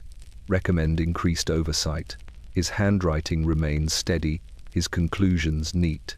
Back in the West End, the gas lamps burn white and steady. His patients there will complain of nerves, of sleeplessness, of too much champagne. He will prescribe fresh air, walks in the park, sea voyages. He will not mention the woman in the candlelight or the children breathing dust. But some nights, when he removes his gloves, he swears he can still feel the heat of that room clinging to his hands, the fever, the breath, the pulse of a city that lives and dies beyond the reach of science. He pours himself a drink, writes another paper, and convinces himself he is helping. In the slums, the nurse works through the night, washing the dead. The candle burns low. The doctor's carriage passes again on its way to the theatre district, its wheels whispering through fog that smells faintly unmistakably of chloroform and poverty. Even on a clear day, the city tastes of smoke. It settles into the hair, clings to the lashes, lodges in the lungs of those who have no choice but to breathe it. London exhales black, and the slums inhale deep. By mid-morning, the fog rising from the chimneys is more than a veil, it is a presence, thick with soot and regret. It rolls through streets like a tide, curling through alleys, slipping beneath doors, and entering rooms where children lie half awake, coughing into rags. In Whitechapel, the smoke moves like a living thing. It settles on faces grey from hunger, on hands raw from labour, on coats that will never be washed. The smell is bitter and sharp, biting at skin and spirit alike. No one asks it to leave. It is as much a part of life here as the hunger or the fever that stalks the alleys. Children know it first. They wake with it clinging to their throats, their dreams layered in grey ash, the taste of coal dust lingering in their mouths. The factory whistles scream through the fog, blending with the coughing and the rattle of carts. The smoke rolls upward, catching in the smoke-stained rooftops, staining the glass in the few windows still whole. Inside, families huddle close in one-room tenements. They cannot open windows, the cold is worse than the suffocation, and so the smoke becomes part of them, a silent witness to lives measured not in years but in breaths. A seamstress bends over her workbench, back bent, fingers stiff. Thread catches on her gloves, which are coated in grime from handling bolts of wool dusted with soot. She pauses for a moment to cough, the sound shaking her thin frame. She wipes her mouth on her sleeve and continues. Outside, the air tastes no different. It has been the same for generations. London burns with industry above and devours the souls below, and no one here is exempt. The smell enters the stomach as well as the lungs. Food tastes faintly metallic. Water tastes of iron and coal. Children lose their appetite, not from hunger, but from the flavor of the city itself. Mothers and fathers watch their offspring and wonder how much longer they can endure, not because the day is long, but because the air will never let them forget its presence. By dusk, the fog thickens further. Lanterns burn weakly, halos flickering in the murk. A man walks past the street corner, coughing, his breath visible in the dim light. He stops for a moment, looks up at the chimney stacks, and shudders.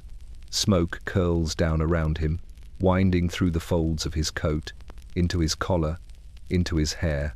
It wraps around his throat, filling the spaces between his ribs. The city has not just claimed his lungs, it has claimed his soul. At night, when the factories fall silent, the smoke does not leave. It lingers in the narrow alleys, swirls beneath the doors, and clings to the curtains that barely cover the windows. Those who try to sleep lie with it pressing down, inhaling dreams tinged grey. And in the morning, it will return again. A reminder that in Whitechapel, even the air conspires with the city to grind the living down. This is the smoke inside the soul, the suffocating pulse of London, ever present, ever watching, ever feeding. It is not alive, yet it breathes through the pore, shaping each cough, each gasp, each trembling heartbeat. It is the city itself, incarnate in black, and no one escapes it. The candle is small, stubby, and flickers as if afraid of the darkness it tries to hold at bay. It sits on a rickety table beside the window, casting weak light across the room where a young seamstress bends over her work. Her fingers, stiff and calloused, pull needle through cloth that is thin and fraying, yet she handles it as though it were silk. The thread tangles, the fabric shifts, but she does not complain. Every stitch is a prayer, every seam a defiance against a world that does not pause for her. Outside, the fog presses against the glass, carrying the smell of coal, river, and the ever-present refuse of the streets. She breathes it in through the small crack in the window, letting it mix with the faint scent of beeswax and thread. The city hums distant hammers on metal, the rattle of wheels, the cough of children who should be at school but are instead at work. She imagines them moving through the streets like tiny shadows, their hands as busy as hers, their faces set in the same grim determination. The candlelight trembles across the walls. On the floor lies a pile of finished work, shirts and skirts stitched with care, each one a promise of food, however meager. A pair of gloves she mended yesterday sits neatly folded. She remembers the small smile of the boy who had worn them. In a world that chews up the living, such moments are rare, and she treasures them. She whispers a quiet wish for the child to be warm, for tomorrow not to be colder than today. The workbench creaks beneath the weight of her tools. Scissors, thimbles, pins, all worn and used, yet sharper than most people imagine. She leans close, eyes squinting, tracing the hem of a sleeve with meticulous care. Each stitch counts. Each stitch is survival. Outside, the fog curls around the lamplight like smoke from an unseen fire, casting long shadows that make the room feel smaller than it already is. From the hallway comes the cough of a neighbor. She does not startle. She has learned to live with these sounds. The city does not stop for illness, and neither can she. A bell tolls somewhere in the distance, perhaps the church, perhaps a factory whistle. It does not matter. Time is a constant, indifferent rhythm, and the seamstress keeps pace with it, her hands moving faster than her thoughts, faster than her hunger. By midnight, the pile of work has grown. The candle has burned lower, a puddle of wax forming around its base. She leans back for a moment, stretching stiff fingers, and looks out through the fogged glass. The streets are empty now, save for the occasional shadow that drifts past, lost in its own task or despair. Somewhere, a child huddles beneath a blanket, dreaming of warmth she cannot provide. The seamstress feels the weight of it in her chest, but she does not cry. Tears are for those who have time to waste, and she has none. Finally, she extinguishes the candle, the flame sputtering and dying with a faint hiss. Darkness envelops the room, thick and complete. She wraps herself in her shawl, sits by the window, and waits for sleep, knowing that the morning will come too quickly, bringing the fog, the noise, the hunger, and the work once more. Yet still, she stitches. Still, she hopes. Still, she burns her candle in a city that remembers every shadow, every sigh, every small defiance.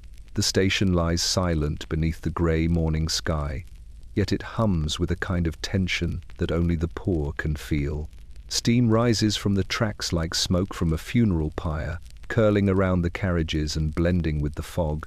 Coal stings the eyes, the nose, the lungs, and the smell carries far into the alleys where children wait, still too small to imagine the journey ahead. The iron road awaits, and for many it is both salvation and peril. Families gather with sacks and bundles, each one pressed to the chest like a talisman. Mothers clutch babies wrapped in rags, their faces pale beneath the thin fabric of shawls. Fathers stand rigid, holding tickets that cost more than the last meal, hoping their strength is enough to protect their children from the press of the crowd. The platform shudders with anticipation. Horses stomp, wheels squeal, and somewhere beyond, a whistle pierces the morning, sharp and commanding. A boy stands near the edge of the platform, boots too large for his feet, hands sticky from yesterday's bread. He grips a small wooden toy, a fragment of joy scavenged from the refuse of the city. The train arrives slowly, groaning under its own weight, smoke rolling from the engine like a living creature. Its iron belly glints wetly, threatening and beautiful. The boy swallows hard. He knows that once aboard, the world he has known will shrink behind him, swallowed by the smoke and the tracks. The mothers lead their children into the carriages. The seats are hard, the windows streaked with coal dust. A woman smooths the hair of a child beside her, whispering that soon they will be somewhere warm, somewhere new. The child presses a small hand against the glass, watching the city shrink into fog. Every street, every alley, every lodging house disappears beneath the grey breath of London. The air is heavy with coal smoke, sweat, and a faint scent of desperation. From the platform, fathers climb aboard last, glancing down at the city they leave behind. They see women waiting, children waving, and the stretch of river beyond murky, wide, and indifferent. The Thames reflects the morning sun in patches of sickly gold, carrying the memories of the slums in its dark current. They know the train will take them away from hunger, sickness, and the streets, but it cannot take them from the city's memory. It is a London that clings like a shadow, even as the wheels roll over iron. The whistle sounds again, a long, mournful note, and the train begins to move. The sound reverberates in the bones, vibrating through every body aboard. The boy grips his toy tightly. He watches the fog swallow buildings, streets, and the figures left behind. He cannot see the alley where his friend will wait tomorrow, cannot hear the coughs that haunt the empty air. All that exists now is the rhythm of the tracks, the smoke curling upward, and the uncertain promise of somewhere else. By the time the city has vanished completely behind the thick grey veil, the passengers are silent. Mothers soothe children to sleep. Fathers stare at the walls of the carriage, counting heartbeats against the rhythm of the iron road. Outside, the rails glint faintly in the morning mist, stretching toward the unknown, carrying hopes as fragile as the smoke that clings to the air. The train moves relentlessly forward, and with it, the lives of the forgotten. The iron road awaits, patient and merciless, carrying London's children away from the streets that raised them, and toward the uncertain promise of a life measured not in poverty, but in distance from the smoke, the hunger, and the alleys they leave behind. The morning is grey, as always, but the cobblestones of Whitechapel shimmer with a hint of mischief. The Rag Fair opens its doors, not a building, but a sprawling stretch of street, lined with stalls, carts, and blankets laid across the pavement. Here, the city's discarded becomes treasure. Here, the broken, the tattered, the forgotten finds purpose, even if only for a fleeting hour. Vendors call out, their voices roar from repetition and early rising. Rags, old coats, buttons for a penny. A child hunches over a blanket, sifting through a pile of scraps, her fingers sticky from yesterday's glue and soot. She lifts a piece of fabric, examines the pattern, then drops it back. Each piece carries a story, a collar torn from a gentleman's shirt, a sleeve stained with ink, a bit of ribbon from a lady's bonnet. The stories do not matter. The value lies in survival. Men push carts, stacked high with rags, tripping over the uneven stones, their faces streaked with grime. Women stand behind blankets, small and determined, hands steady as they display stockings, frayed shawls, or mismatched gloves. They call out prices that are both firm and flexible, negotiating with voices that have learned the currency of need. A coin might buy a scrap of cloth, or it might buy hope, a small comfort to carry home to a child. The air smells of dust, coal, and something sweet, the faint aroma of a baker's tray abandoned in the crowd.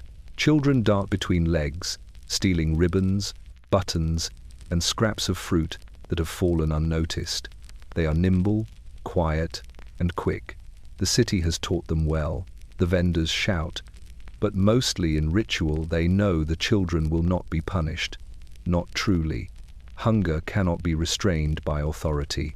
In the middle of the fair, a man displays a collection of glass bottles, some chipped, some intact.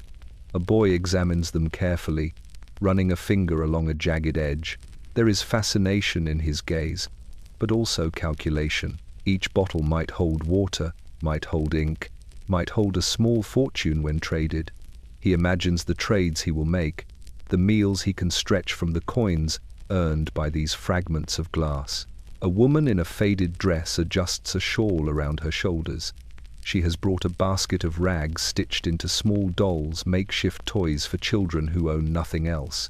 She watches as a girl takes one, clinging to it as if it were gold. The woman smiles faintly, almost forgetting the hunger in her own stomach. For a moment, the fair feels like magic. For a moment, it feels like mercy. By late afternoon, the stalls thin. The sun barely penetrates the fog that has begun to curl along the rooftops. Vendors fold blankets, pack carts, and count coins that are already spoken for by bread or rent. Children return to alleys, pockets heavy with scraps and small victories. The air smells sharper now, the cold beginning to creep through the stones. As the last cart rolls away, the streets return to their usual grey silence. The Rag Fair leaves behind only footprints, dust, and the faint echo of voices, a reminder that in London, even the thrown away has value. The alleys will reclaim the discarded, and the cycle begins again, waiting for the next morning when the city will trade what it no longer wants for what it desperately needs. The Rag Fair has passed, but its memory lingers like smoke, stubborn, unrelenting, and full of life. The river bends sharply here, curling back on itself as if in shame, and the slums cluster along its banks like tattered flags in the wind. Jacob's Island is its name, a place whispered about in the East End, a maze of wooden houses leaning precariously over the Thames, their foundations rotting in the mud below. No one crosses it lightly, yet every week families arrive, drawn by rent too low to refuse and a space too narrow to be considered a home. The smell strikes first. It is thick and unrelenting, a mixture of human waste, river sludge, and the rotting carcasses of animals tossed into the tide. It enters the nostrils and settles there, coating the lungs with a memory of decay. The residents have grown used to it, breathing through nostrils flared against the stench, coughing into their sleeves and carrying on as though the air were any other commodity, scarce, foul, unavoidable. The buildings lean against one another for support, sagging beneath years of water and rot. Boards creak with every gust of wind, windows rattle with every tide, and the bridges between homes, little more than planks nailed haphazardly, shudder beneath feet that have nowhere else to go. Children slip across them with remarkable agility, balancing on the edge of collapse as they chase rats or play with sticks borrowed from the mud. Every misstep carries the risk of falling into the fetid waters below, yet every child moves as though the danger is a game. At night, the island is silent except for the murmur of the river and the occasional cough or sob. Lanterns hang in windows, weak against the thick fog that rolls in from the Thames. Shadows stretch long across the boards, forming shapes that seem alive, moving independently of the people who cast them. The residents speak of ghosts, the drowned, the lost, the forgotten, and some swear that at low tide you can hear their cries echoing from the river's belly. Inside one of the shanties, a family huddles together beneath a single blanket. The father's hands are blistered from work. The mother rocks a child with one arm while her other hand clutches a tin cup of water. Hunger and fear press in from every wall. They whisper prayers, not for mercy, but for the chance to wake tomorrow. Outside, a rat scuttles across the floorboards, unafraid, moving with the same certainty that the tide will rise again.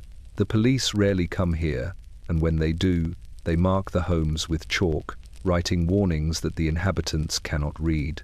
They leave quickly, unwilling to linger in a place where the smell is thick enough to make breathing painful, and where every alley twists into another like the arms of a labyrinth. The city above forgets Jacob's Island entirely, counting its wealth and power, without noticing the lives clinging to rotting planks and mud. By dawn, the river glows faintly, reflecting the first pale light of day on its oily surface. Smoke from nearby chimneys rises, mixing with the fog and carrying the scent of coal and industry. The island stirs children chasing one another across rickety bridges, women carrying pails of water, men muttering to themselves while repairing boards that creak threateningly under their weight. Life continues in stubborn defiance of decay. Jacob's Island is more than a place. It is a memory pressed into London's bones, a testimony to the endurance of those the city would rather forget. The river flows on, indifferent to the suffering it carries, and the fog rolls in again, swallowing the island in grey. Those who live there continue, balancing on boards, breathing the stench, surviving the forgotten ghosts of the living in a city that remembers only itself. The mission stands like a beacon in the fog, though its light is small and often swallowed by the alleys around it. Gas lamps flicker against the peeling paint of the wooden door, and the sign above reads, St. Mary's Mission, in letters that have long begun to fade. Here, charity is practiced not in grand halls or marble corridors, but in narrow rooms where the smell of coal smoke mixes with candle wax and the faint sweetness of old prayers. Inside, the air is thick with anticipation. Children sit on benches that creak beneath their weight, eyes wide and bodies tense. Women line the walls, their shawls drawn tight around shoulders hunched against the cold. The men who come are fewer, their faces grim, their hands raw from work, their pockets empty, save for the coins brought in hopes of a sermon or some small comfort. The mission is a refuge, but one measured, rationed, and never large enough for all who seek it. The pastor steps forward, a man of slight frame but commanding voice. He begins with prayers and readings, each word carrying the weight of a promise the congregation is not sure it believes. The Lord watches over the humble, he says, eyes sweeping the room. He sees the hungry, the lost, the weak, and his mercy is enough. Some nod, some whisper, some bow their heads. The message is simple, yet it carries the strain of what the city has demanded of them: endurance in exchange for hope. After the sermon, the volunteers move to distribute food. Tin cups of thin broth, small loaves of bread, and scraps of meat are handed out, with a gentle insistence, eat, or go without. Mothers cradle children on their laps, balancing bowls that are too heavy for the fragile hands of the young. The smell is a mixture of broth, sweat, and coal smoke, an aroma that clings to skin and clothing long after the bowls are empty. A boy at the back shifts nervously, staring at the bread as if it might vanish before it reaches him. A volunteer notices and places a piece in his hand, whispering, "It's enough for tonight." He grips it tightly, the warmth of the crust seeping through his fingers, and for a moment, the world feels less cruel.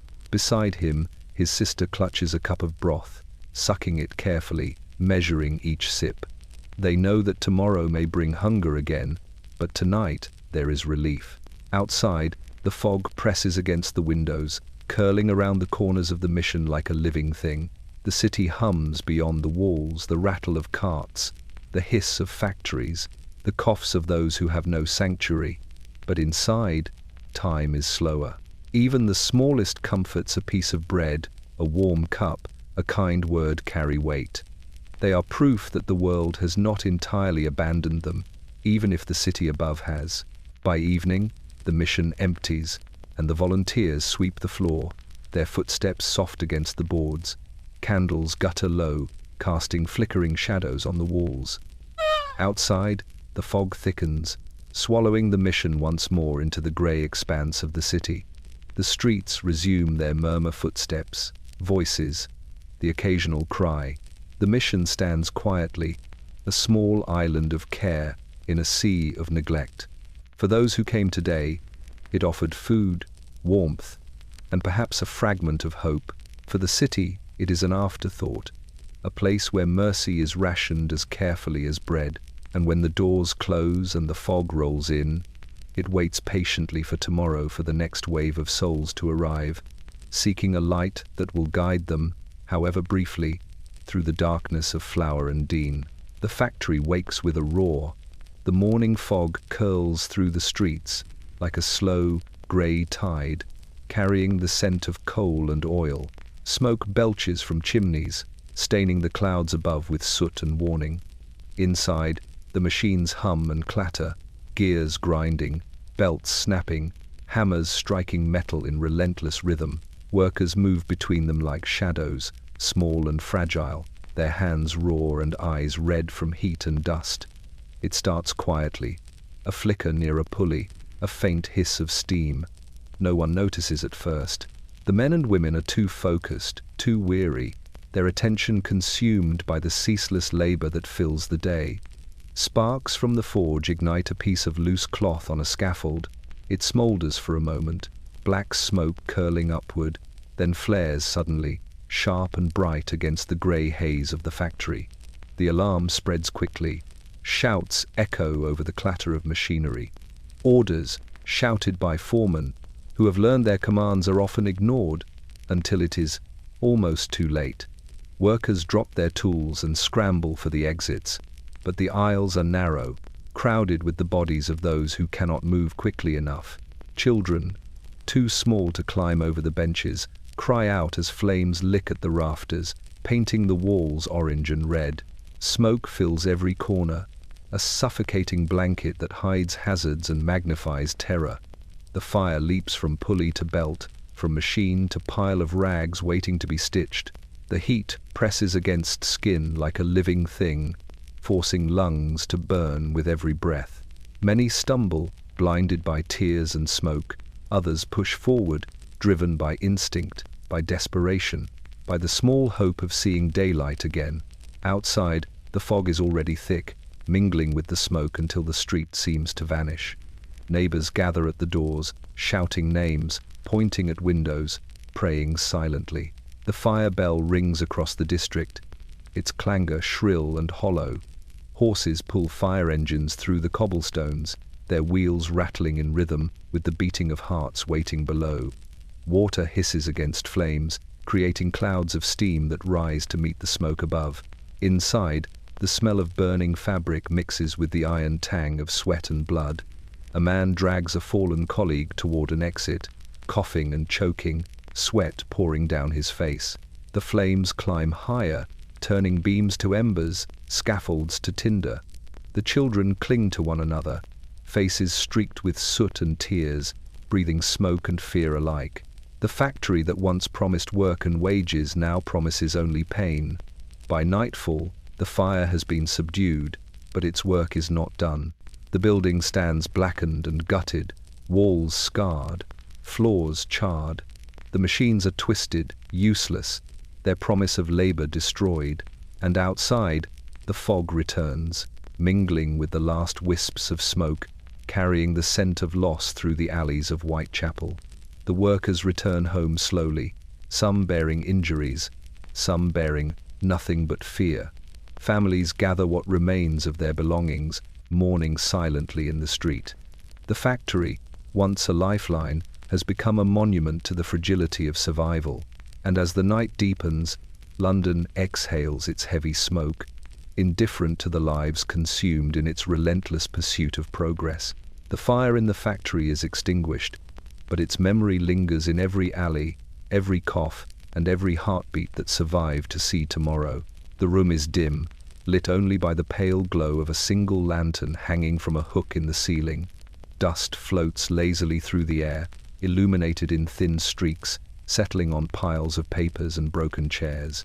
On the table lies a camera, large and cumbersome, its brass fittings gleaming faintly. Behind it stands Mr. Cartwright, photographer, chronicler, and silent witness to a world the city hopes to forget. He adjusts the lens carefully, checking the focus on the subjects before him.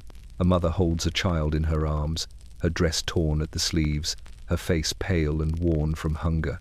The child clutches a rag doll, eyes wide, staring as if the camera might swallow them whole. Behind them, a row of children sits on a bench, their feet bare, hands sticky from bread stolen and shared. Each face tells a story, each shadow cast across the walls, a reminder of the alleyways they have walked to survive. Cartwright does not speak. He does not smile. He waits, observing the way the mother rocks the child, the way a boy fidgets with a cracked shoe, the way the older girl grips her apron as if to protect what little she owns. He has taken hundreds of photographs like this, yet each one is unique, a fragment of life, frozen against the slow decay of the city. The shutter clicks, the light flares briefly, catching the sweat on the mother's brow, the dirt streaked across the children's faces, the hollow look in the eyes of a child who has seen too much. When it passes, the subjects do not move. They know they have been seen, and for a moment, that recognition is both blessing and burden. Mr. Cartwright lowers the camera slowly, adjusting the tripod for another frame. He photographs the lines in the mother's hands, the dirt under the fingernails, the stains on fabric that have long been part of the family's story. Outside, the fog presses against the windows, curling through the street like a living thing.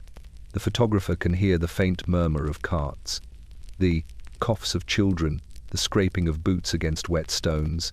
He does not notice it. His attention is fixed on the room before him, the fragile human forms that have survived hunger, disease, and the indifference of an empire. Each photograph will travel west, to wealthy parlors where people sip tea and marvel at the lives of the poor. They will not smell the smoke that clings to their hair, will not taste the ash in their mouths, will not feel the chill that presses through thin clothing. They will see only faces frozen, contained, aestheticized. And yet, in those faces lies the truth. London thrives on suffering, and every coin, every dress, every loaf of bread is bought with its toll. By evening, the last frame is taken. The children have grown restless, the mother weary, and the candle burns low. Cartwright packs the camera carefully, storing the negatives with precision. He leaves the alleyways behind, stepping into the fog, blending with the shadows. The images will carry the story outward, far from the smoke, the hunger, and the mud. But the memory will linger here, in the walls, in the air, in the silent spaces between one breath and the next. As night settles fully over Whitechapel, the streets are quiet again, save for the whisper of wind through the alleys and the faint echo of human lives striving against the weight of the city. The photographs remain, small, tangible fragments of suffering, destined to be remembered or ignored by a world that never truly touches the alleys where the poor have always lived, always endured, and always been forgotten. The office is quiet, but only just. Outside, London hums with its usual mixture of smoke, steam, and sorrow. But inside, the inspector sits at a desk crowded with papers, ledgers, and a half-empty inkwell. His fingers hover over the pen, poised to mark what he sees, what he measures, and what he chooses to note. Every week brings a new set of complaints, new tragedies, new faces etched in soot and hunger. He writes them down, one by one, as if recording them might somehow make sense of a city that refuses to be measured. He begins with the streets of Whitechapel. The notes are meticulous. Alley widths, number of occupants per lodging, depth of the gutters, presence of standing water, condition of the walls. Numbers are precise. Ages, counts, measurements, boxes ticked, signs inspected, violations recorded. Every detail is observed, catalogued, and filed, as though the life of the slum can be captured in ink. Yet the numbers tell only a fraction of the story. The inspector knows it. He pauses as he reviews his last page, where the tally of deaths from fever and cholera sits in neat columns. Names are absent, only numbers remain. He has seen the bodies, counted them once, twice, thrice, and still he cannot recall the faces. The city is vast, the suffering immense, and he, in his office above the streets, is powerless to stop either. The next page details the lodging houses. He notes overcrowding, broken floors, the lack of ventilation, the state of the water supply. Each violation carries a consequence, a warning, a fine, or occasionally, eviction. But he knows the landlords will always find a way around it. Rules, like hope, are elastic in Whitechapel. They stretch, bend, and break under the weight of necessity and greed. Children are listed separately, their numbers marked alongside ages and locations. He writes, workhouses, factories, ragged schools, alleys. Each entry feels like a scream pressed into a ledger. He adds notes on malnutrition, disease, and fatigue. Still, the children themselves remain absent, just numbers, just data, just units, in the grand calculation of the city. By afternoon, he has moved to the riverbanks. The Thames carries its usual toll: refuse, filth, and occasionally bodies that float too late for the daily count. He records locations, estimated weights, causes of death when they can be determined. Each note feels cold on the page. He scratches his pen and wishes it could capture more the smells, the coughs, the silent despair that hangs heavier than any statistic. At last, the inspector leans back in his chair. He has completed the report, meticulously detailing the hazards and shortcomings of the district. He stamps each page, binds them neatly, and prepares to submit them to the magistrates. They will read it in comfort, in light, in warmth, and perhaps nod solemnly. Some action may be taken, some oversight applied. The slum, however, will remain. Its fog, its smoke, its hunger, and its suffering will continue unaffected by ink or authority. He stands, stretching his back, and glances out the window at the alleys below. Children play briefly, mothers carry water, men shuffle home from work. The fog presses close, and the smoke curls upward from the chimneys like a living reminder of the city's endurance. The inspector turns away from the window, leaving the city to breathe in its misery, his report a thin veneer of order over chaos that will persist long after the ink has dried. The Thames bends sharply here, curling in on itself, and Jacob's Island lies like a forgotten scar along its banks. Its houses teeter on rotten piles of timber, leaning together as if for support, whispering to one another in the language of decay. The fog hugs the water and the mud beneath it, thick and suffocating, carrying the scent of waste, coal, and long-forgotten meals. No one enters lightly, and few linger. It is said that the island keeps its own council, a place where the living and the dead share the same fragile floorboards. At first light, the alleyways hum faintly with life. A mother wipes her child's face with a rag dampened in river water. A father hauls a basket of scrap from the docks, sweat running into his eyes. Children dart across rickety planks bridging the houses, balancing as though the boards themselves were not ready to crumble into the river below. Every step carries danger, yet every child moves with a practiced grace. The boards groan beneath their weight, and a rat darts across the gaps with far more confidence than any person might muster. The air smells sharp, a mix of mud, urine, and the faint sweetness of rot. Windows sag in their frames, panes cracked and grimy, but the inhabitants of Jacob's Island have long stopped noticing. The smoke from distant factories curls into the alleys, mingling with the river's mist, and the island seems to breathe along with it. Every creak of a board, every scrape of a bucket against the wall, is magnified in the silence that the fog enforces. By mid-morning, the island stirs fully. Women haul pails of water, filling basins for cooking and washing. Children chase one another in half circles, laughing faintly, their voices swallowed almost immediately by the fog. A man crouches near the river's edge, mending a broken cartwheel, the sound of metal against wood echoing faintly through the empty spaces. Everything here is survival, the simple act of moving, lifting, breathing, and avoiding collapse. At night, Jacob's Island changes entirely. The fog thickens, weaving through the alleyways like smoke from a smoldering fire. Lanterns hang in windows, flickering, casting shadows that stretch impossibly long. The river carries a sound, the lapping of water, faint and unyielding, mingled with distant cries. Some say they are the voices of the drowned, the ones the Thames has claimed quietly over the years. Others say it is only the wind, or the echo of a child's laughter, swallowed by the boards and mud. Inside one house, a family huddles together beneath a single blanket. The father's hands are blistered, the mother rocks a baby with one arm, the other clutching a small tin cup. They whisper words meant to protect and reassure, though they themselves are uncertain of the truth. Outside, the fog presses in, and the boards beneath them creak with age and exhaustion. Every step, every breath, feels like a gamble. The river remembers. It has witnessed the construction of the island, the lives that clawed their way into it, and the ones it has claimed quietly in the night. Jacob's Island is more than mud and rotting wood. It is memory incarnate, a living record of hunger, resilience, and the fragile persistence of life in a city that would rather forget.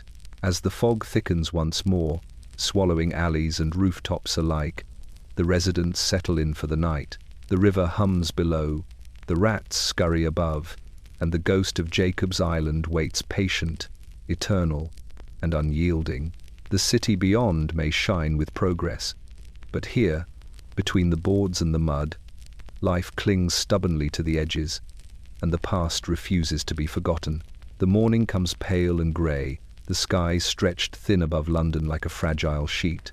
Smoke from the factories curls upward, curling and twisting as if reluctant to leave the streets behind. In a small kitchen on Commercial Street, a boy sits cross-legged by a wooden table, his eyes bright against the soot-stained walls. Before him, a tin mug of cocoa steams faintly, the smell sweet against the sour tang of coal and ash. For a moment, it feels like warmth has chosen to exist in this corner of the city. Cocoa is a rarity here. Milk is scarce, sugar scarcer, and chocolate almost never finds its way beyond the parlors of the wealthy. This drink, a simple mixture of water, milk, and powdered cocoa, is a fragile dream, purchased with the last coins scavenged from a week's worth of work or begging. The boy lifts the mug to his lips carefully, afraid to spill even a drop. Each sip is a small miracle, coating the tongue with sweetness, carrying a promise that for a few moments, hunger might retreat. Across the room, his sister stirs porridge for the younger children, adding the last scraps of sugar she could find. Her hands are red and chapped from the cold, the joints stiff from labor at the mills. She moves methodically, measuring the portions, ensuring each child receives the same spoonful of warmth. Outside, the city hums with the usual clatter carts rolling, wheels striking cobblestones, whistles from the factories. The fog presses against the windows like a living thing, curling around the corners, trying to claim what little comfort remains inside. The cocoa warms more than the stomach. It warms the imagination. The boy closes his eyes briefly and pictures the plantation where the cocoa comes from a distant land of sun and green, of trees heavy with pods, of workers who do not know this city and its alleys. In that moment, he can almost taste the adventure, almost feel the sun on his face instead of the cold air seeping through the cracks of the walls. But the dream is fleeting. A cough from the younger child brings him back to the room, to the present, to the grey reality of the slum. The cocoa is gone faster than it arrived, swallowed in the need for survival. His sister's hands tremble slightly as she clears the tin mug, readying it for the next rare treat. While outside, the streets continue to smell of coal, river, and refuse. By evening, the light in the room has faded to a thin orange glow from the single candle in the corner. The children have been fed, if only enough to keep the hunger at bay, and the cocoa mug sits empty on the table, a silent reminder of rare indulgence.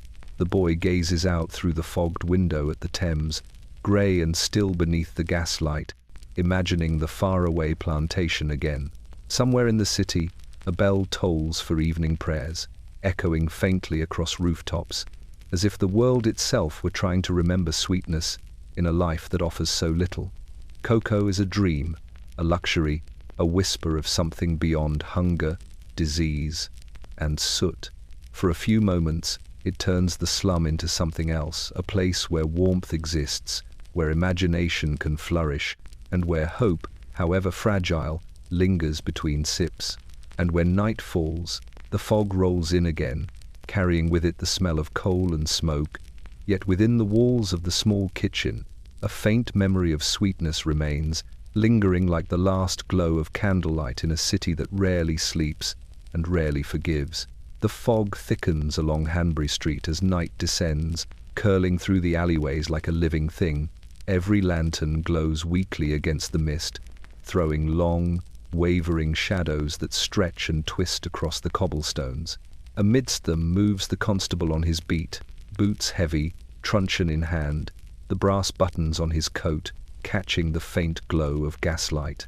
He walks deliberately, each step a metronome against the city's constant hum of suffering. He knows these streets better than most know their own homes. Every alley has a name, every doorway a story. He has watched men stumble home drunk, women carrying baskets of meager goods, children chasing rats or playing with sticks swiped from refuse piles.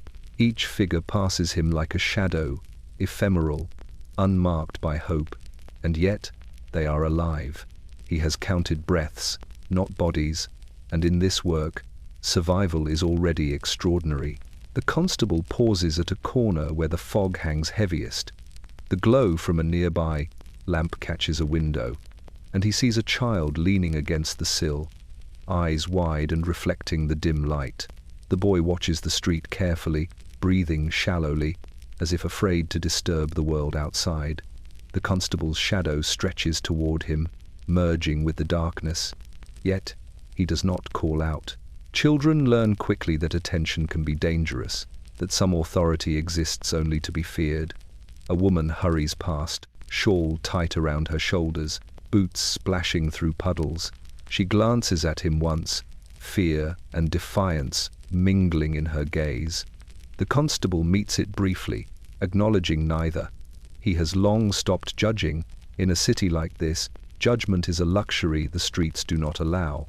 The law is a structure, not a comfort, and he moves along, cataloguing the ordinary, the coughs, the shivers, the whispered prayers as much as the crimes.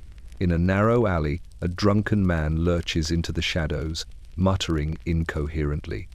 The constable lifts his truncheon, not to strike but to warn, and the man corrects his path silently. Discipline is often quiet here, enforced not by punishment, but by presence, by the long patience of someone who has walked these streets more times than he can count. The fog shifts, rolling over cobblestones, carrying the scent of coal, refuse, and the faint sweetness of a candle burning somewhere in a window above. The constable inhales it, a reminder that the city is alive not just in bodies, but in air, in smoke, in the delicate balance between fear and endurance. Every alley he passes holds a story he cannot write, every shadow a child's secret, every sound a life half-lived. By midnight, he reaches the riverbank. The Thames glints faintly under the moon, its surface calm and indifferent. He watches the fog swirl across the water, carrying with it whispers of lives claimed and lives preserved, echoes of coughs and footsteps, the pulse of a city that never truly rests. He turns and resumes his beat, shadow, stretching ahead like a silent companion, following him down alleyways and past lodging houses. The night is long, and his duty is longer still. In Whitechapel, the law does not sleep, and neither can he. His shadow falls over the streets like a promise, a quiet presence in a city that thrives on suffering and barely remembers the faces behind the fog. And as he walks, the constable knows the truth. He may measure, watch, and report, but the streets themselves hold the stories, and only they will remember. The lights blaze in polished halls far to the west, where the wealthy gather under crystal chandeliers, their laughter sharp and rehearsed. Outside, the streets of Whitechapel smell of smoke and refuse, of coal and hunger, but here, in the ballroom, the world is transformed. Gold and silver glint in the flickering candlelight, the soft murmur of conversation flowing like silk over marble floors. The philanthropist's ball is a spectacle, a performance of virtue, and the guests are both audience and actor. Ladies in gowns of satin and lace glide across the floor, their gloves spotless, their corsets tight, their smiles bright enough to burn through the thickest fog. Gentlemen in polished boots and tails carry crystal glasses filled with wine that tastes of sun and grapes rather than the bitterness of the streets. They speak in measured tones of charity, of reform, of duty. Their words are weightless here, untouched by coal, mud, or the cries of children who cannot hear them. A speech is given. The host, a man of imposing stature and polished manners, extols the virtues of generosity and morality, the duty of the wealthy to uplift the poor. He gestures with a glass raised high, and the crowd clinks theirs in harmony, toasting a world they can admire without touching. Outside, that same world writhes in alleys and lodging houses, ignored, unseen, uncounted. Dinner is served, courses meticulously prepared and plated, each bite a small work of art. In the kitchens, chefs have labored with a precision and care that contrasts sharply with the laborers who built the empire, their bodies bent over stone, coal, and timber. Servants carry trays through the grand hall, careful not to spill, careful not to breathe too heavily. The aroma is sweet and rich, foreign to those who smell only smoke and river water. Between courses, a woman in pearls glances at a pamphlet passed around by the organizers. Charity for the East End. How we can improve lives. She sips her champagne, nods gravely, then sets it aside. Her fingers are clean, her gloves unstained. Outside, the children shuffle barefoot along the cobblestones, clutching scraps of cloth for warmth, unaware that their lives are being discussed in the gilded hall. The music begins, a soft waltz that carries through polished air. Couples glide gracefully, bodies in perfect harmony, moving through a space untouched by hunger, soot, or fear. Each step, measured and precise, is a performance. Outside, the streets are uneven, crowded, and perilous. There is no dance here, only movement to survive, to avoid the shadows that press in from all sides. By midnight, the ball winds down. Guests depart in carriages, their laughter echoing faintly against stone walls and fog-choked alleys. They return to their homes, heated and scented, believing they have changed the world in some small way. The city beyond the walls does not change. Its alleys remain crowded, the fog thick, the hunger constant. For those in the East End, the ball is a rumor, a story passed in whispers, the sound of a distant world, bright and warm, that exists only for those who can afford it. The philanthropy is real, but it is fragile, fleeting, and distant. And when the carriages are gone, the lights extinguished, the fog rolls back in, swallowing the streets, the alleys, the poor, leaving them to remember that London's wealth glitters only where the gaslight meets polished floors and nowhere else. The dawn has not yet broken when the boy climbs into the narrow flue. His hands, raw and scraped from the soot, press against the brick. The chimney is cold, its walls slick with grime and smoke residue. He moves slowly, carefully, as though the smallest misstep will send him tumbling into the fire below. His boots are thin, his shirt threadbare, and yet his eyes are bright, scanning the darkness for the next step. Survival is measured in inches here, and every inch matters.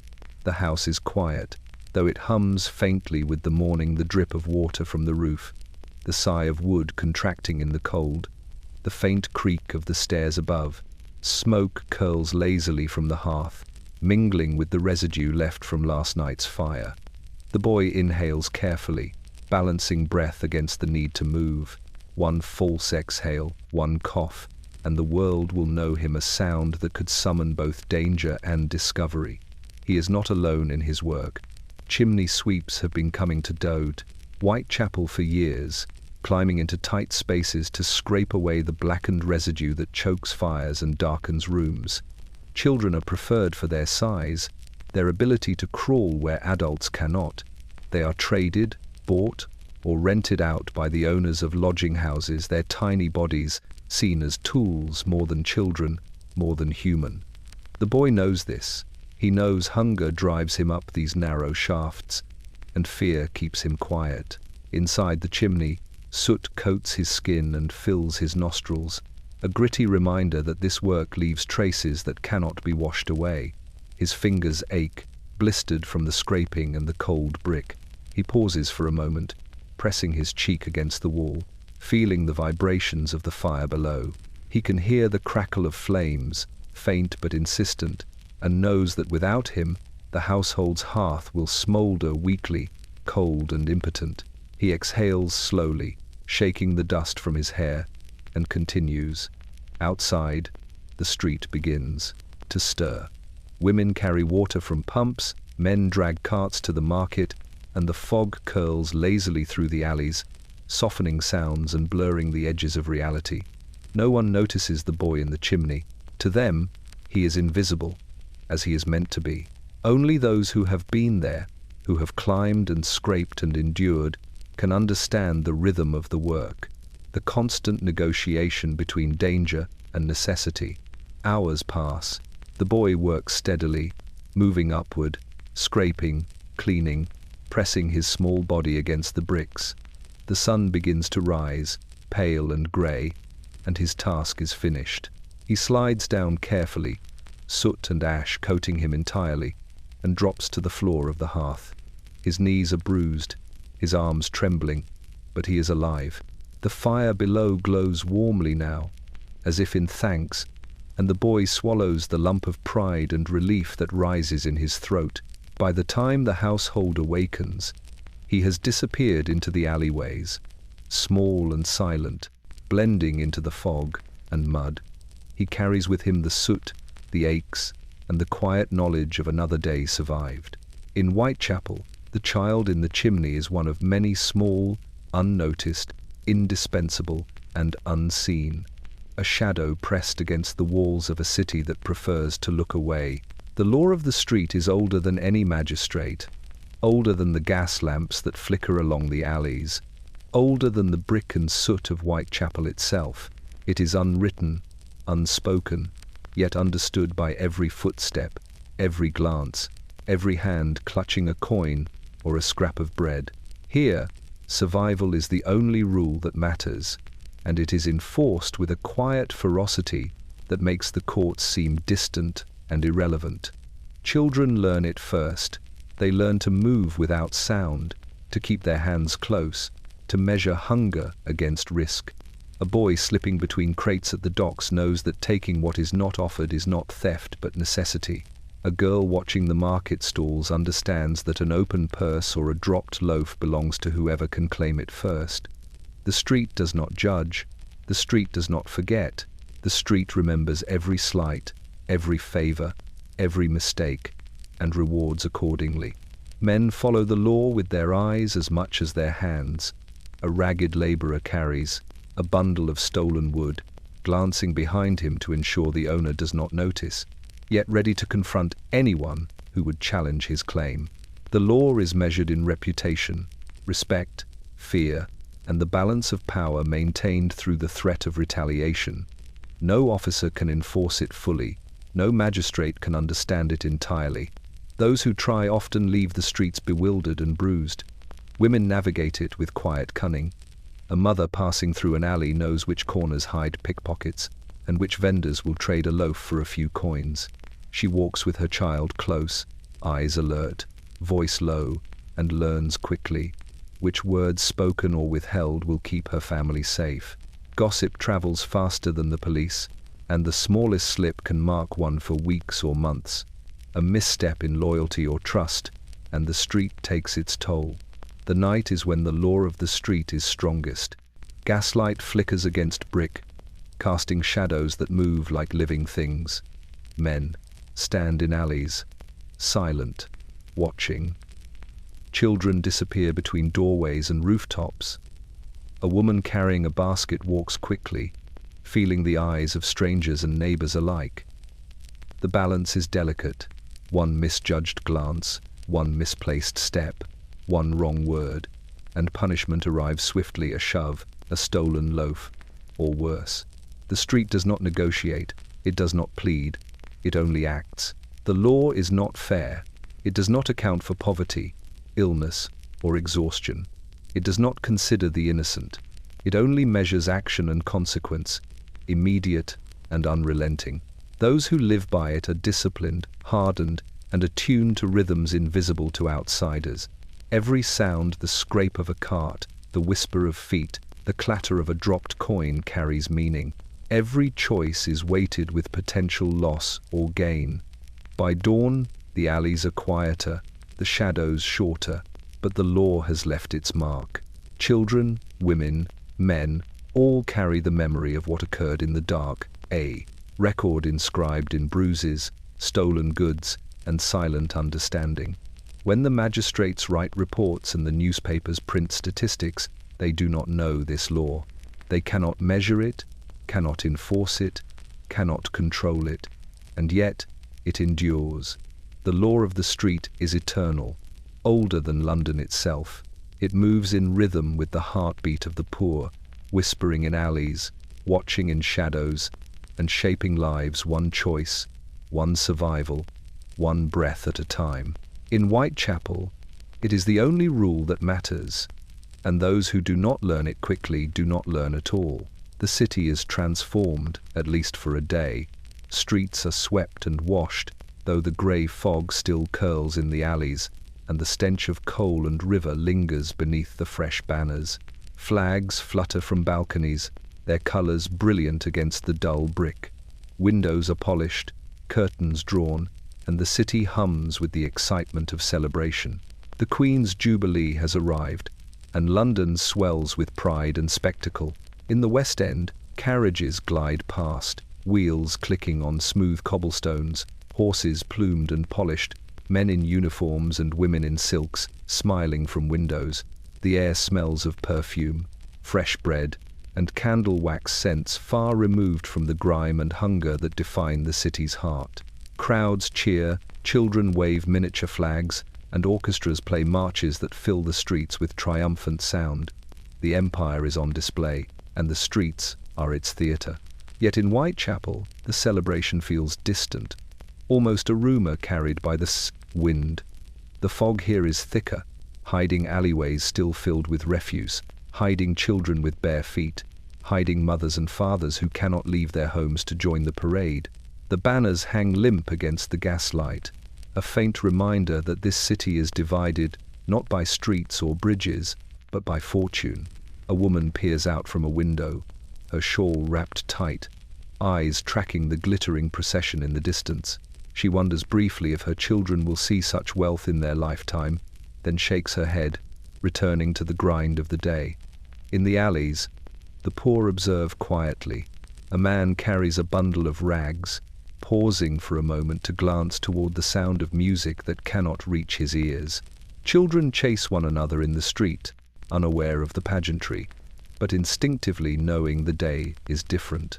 There is a rhythm in the city, a pulse that feels stronger today, though it does not touch their corner of it. They sense the weight of the celebration, not its warmth. By noon, the Jubilee reaches its height. Bells ring, cannons fire in the distance, and the streets fill with color. The rich toast one another, speeches are made, and flags wave in triumphant arcs. Whitechapel continues, unnoticed. The mothers cook what little they have, distributing portions of bread and gruel. The children play in puddles thick with coal dust. The fog swallows the music and banners alike, leaving behind only the grey persistence of survival. As evening falls, the Jubilee ends in the West End with fireworks, lights, and laughter. Carriages return to stables, orchestras pack up, and the city once again settles into itself. In Whitechapel, the fog returns with heavier weight. The air smells of coal and river, of ash and sweat. The streets are quiet, except for the distant drip of water and the occasional cough. Those who have watched the day from windows or alleyways know that for them, the celebration was merely a story, a promise never fulfilled. The Queen's Jubilee leaves London triumphant above, proud and gilded, but the slums remain unchanged. The fog presses closer to the walls, the children curl beneath blankets, and the alleys hum with the quiet rhythm of hunger, disease, and endurance. The city exults for itself, but life in the shadows continues relentless, grey, and unacknowledged, a reminder that London's glory has always been built on the backs of those who barely survive to see it. He speaks in whispers first, barely audible above the clatter of the streets. A man with worn boots, a tattered coat, and a notebook pressed tightly to his chest moves through Whitechapel, observing, listening, recording. His name is known to few simply the Reformer. To those who glimpse him in the alleyways or at the doors of lodging houses, he has walked these streets for years, measuring despair with a steady eye, cataloguing misery with the precision of a surgeon. The city hums around him, indifferent to his presence. Children dart between carts, their laughter sharp and brief, swallowed immediately by the fog and the smoke from the chimneys. Mothers carry buckets of water, balancing them with an expertise born of necessity, while fathers drag home the day's meager earnings. The Reformer notes each detail, the width of alleys, the depth of gutters, the number of bodies crammed into a single room. Every observation is written down, every inequality measured in numbers that will one day hope to influence action. He stops at the corner of an alley where the odor is strongest, a mixture of rotting food, human waste, and the faint metallic tang of illness. A woman kneels, washing a child's face with a rag barely dampened in river water. She glances up, wary, and he nods quietly, respecting the unspoken boundary. His work is not charity, it is witness. He records the small defiance in her eyes, the careful patience in her hands, the way the child leans into her shoulder despite the smell, despite the hunger, despite the world. The Reformer moves on, entering a lodging house where the rent is impossibly high for the space and overcrowding is evident. He counts the beds, observes the walls, notes the water supply. A young girl folds a ragged dress with care, her fingers raw from labor, and he makes a small note. In another room, a man coughs violently, clutching at his chest. The inspector's heart constricts, but he moves on. Sympathy cannot impede observation. At the riverbank, he pauses again. The Thames flows silently, thick with refuse, carrying the detritus of the city: ash, coal, broken dreams. He watches a boy fishing in the muck, searching for scraps, and writes, "Children adapt to scarcity with uncanny skill. Early exposure to hardship shapes endurance and moral flexibility." He notes the exact time, the conditions of the day, the height of the fog. The river never lies. It remembers every step, every misstep, every stolen scrap of life. By evening, the reformer gathers his notes, tallying totals, comparing streets, calculating risk, and noting repeated injustices. The streets grow quiet as the fog deepens, yet he continues, whispering his findings into the pages. His work will not feed the hungry directly. It will not warm a child's hands or mend a roof. But it will be evidence, a record to be presented to those in power who rarely look this far east, who rarely consider the lives pressed beneath soot and shadow. When he finally leaves the alleyways, the fog has thickened into a living wall. Whitechapel exhales around him, indifferent. The children curl under blankets. Mothers watch their charges. Fathers rest in exhaustion. The reformer walks on, carrying the weight of a city's failures in ink and paper, a quiet voice attempting to cut through the smoke, the hunger, and the silence. For the city, it is just another night.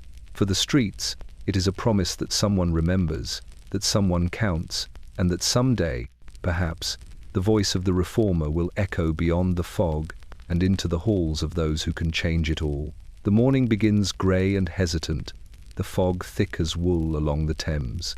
Whitechapel exhales slowly, carrying with it the scent of coal, river, and lingering refuse.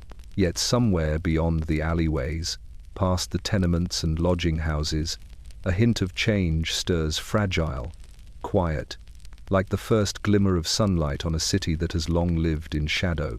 The light beyond the fog is tentative, but it exists, and those who have endured long enough can feel its presence.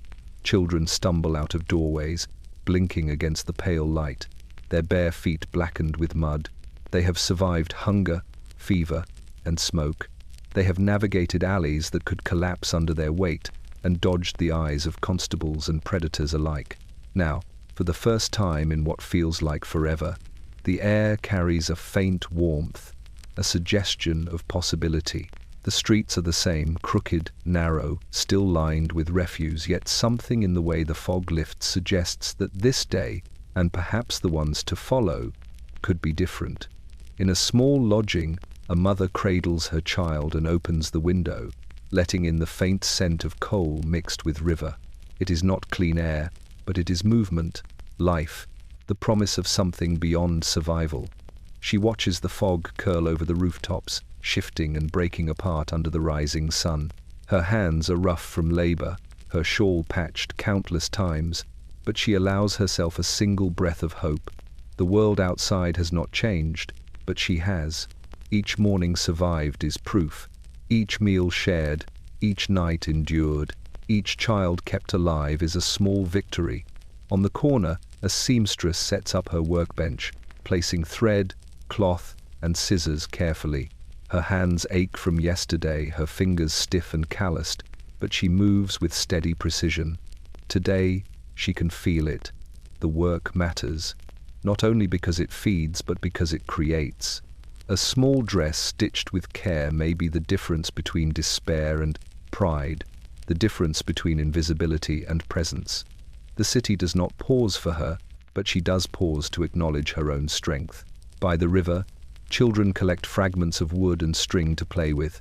They are wary, cautious, but laughter slips from their lips anyway, sharp and bright against the grey streets. A boy tosses a stick into the Thames, watching it float for a moment before being swallowed by the tide.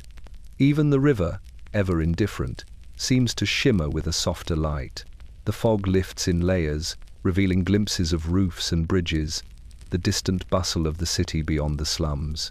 Through the streets, a reformer walks quietly, notebook in hand, documenting what he sees. He records the progress of sanitation efforts, the small victories in housing reforms, the rare acts of charity that pierce the smoke and grime. Each note is a step toward change, a bridge from suffering to recognition. It will not end poverty overnight, but it marks the beginning of acknowledgement, and acknowledgement is the first light beyond the fog. By evening, the city settles again, but there is a difference. The streets are still crowded, the fog still rolls in, and the smoke still lingers. Yet in the hearts of those who survive, there is a sense of endurance met with hope. Lamps glow, reflecting in puddles. The river carries the memory of survival.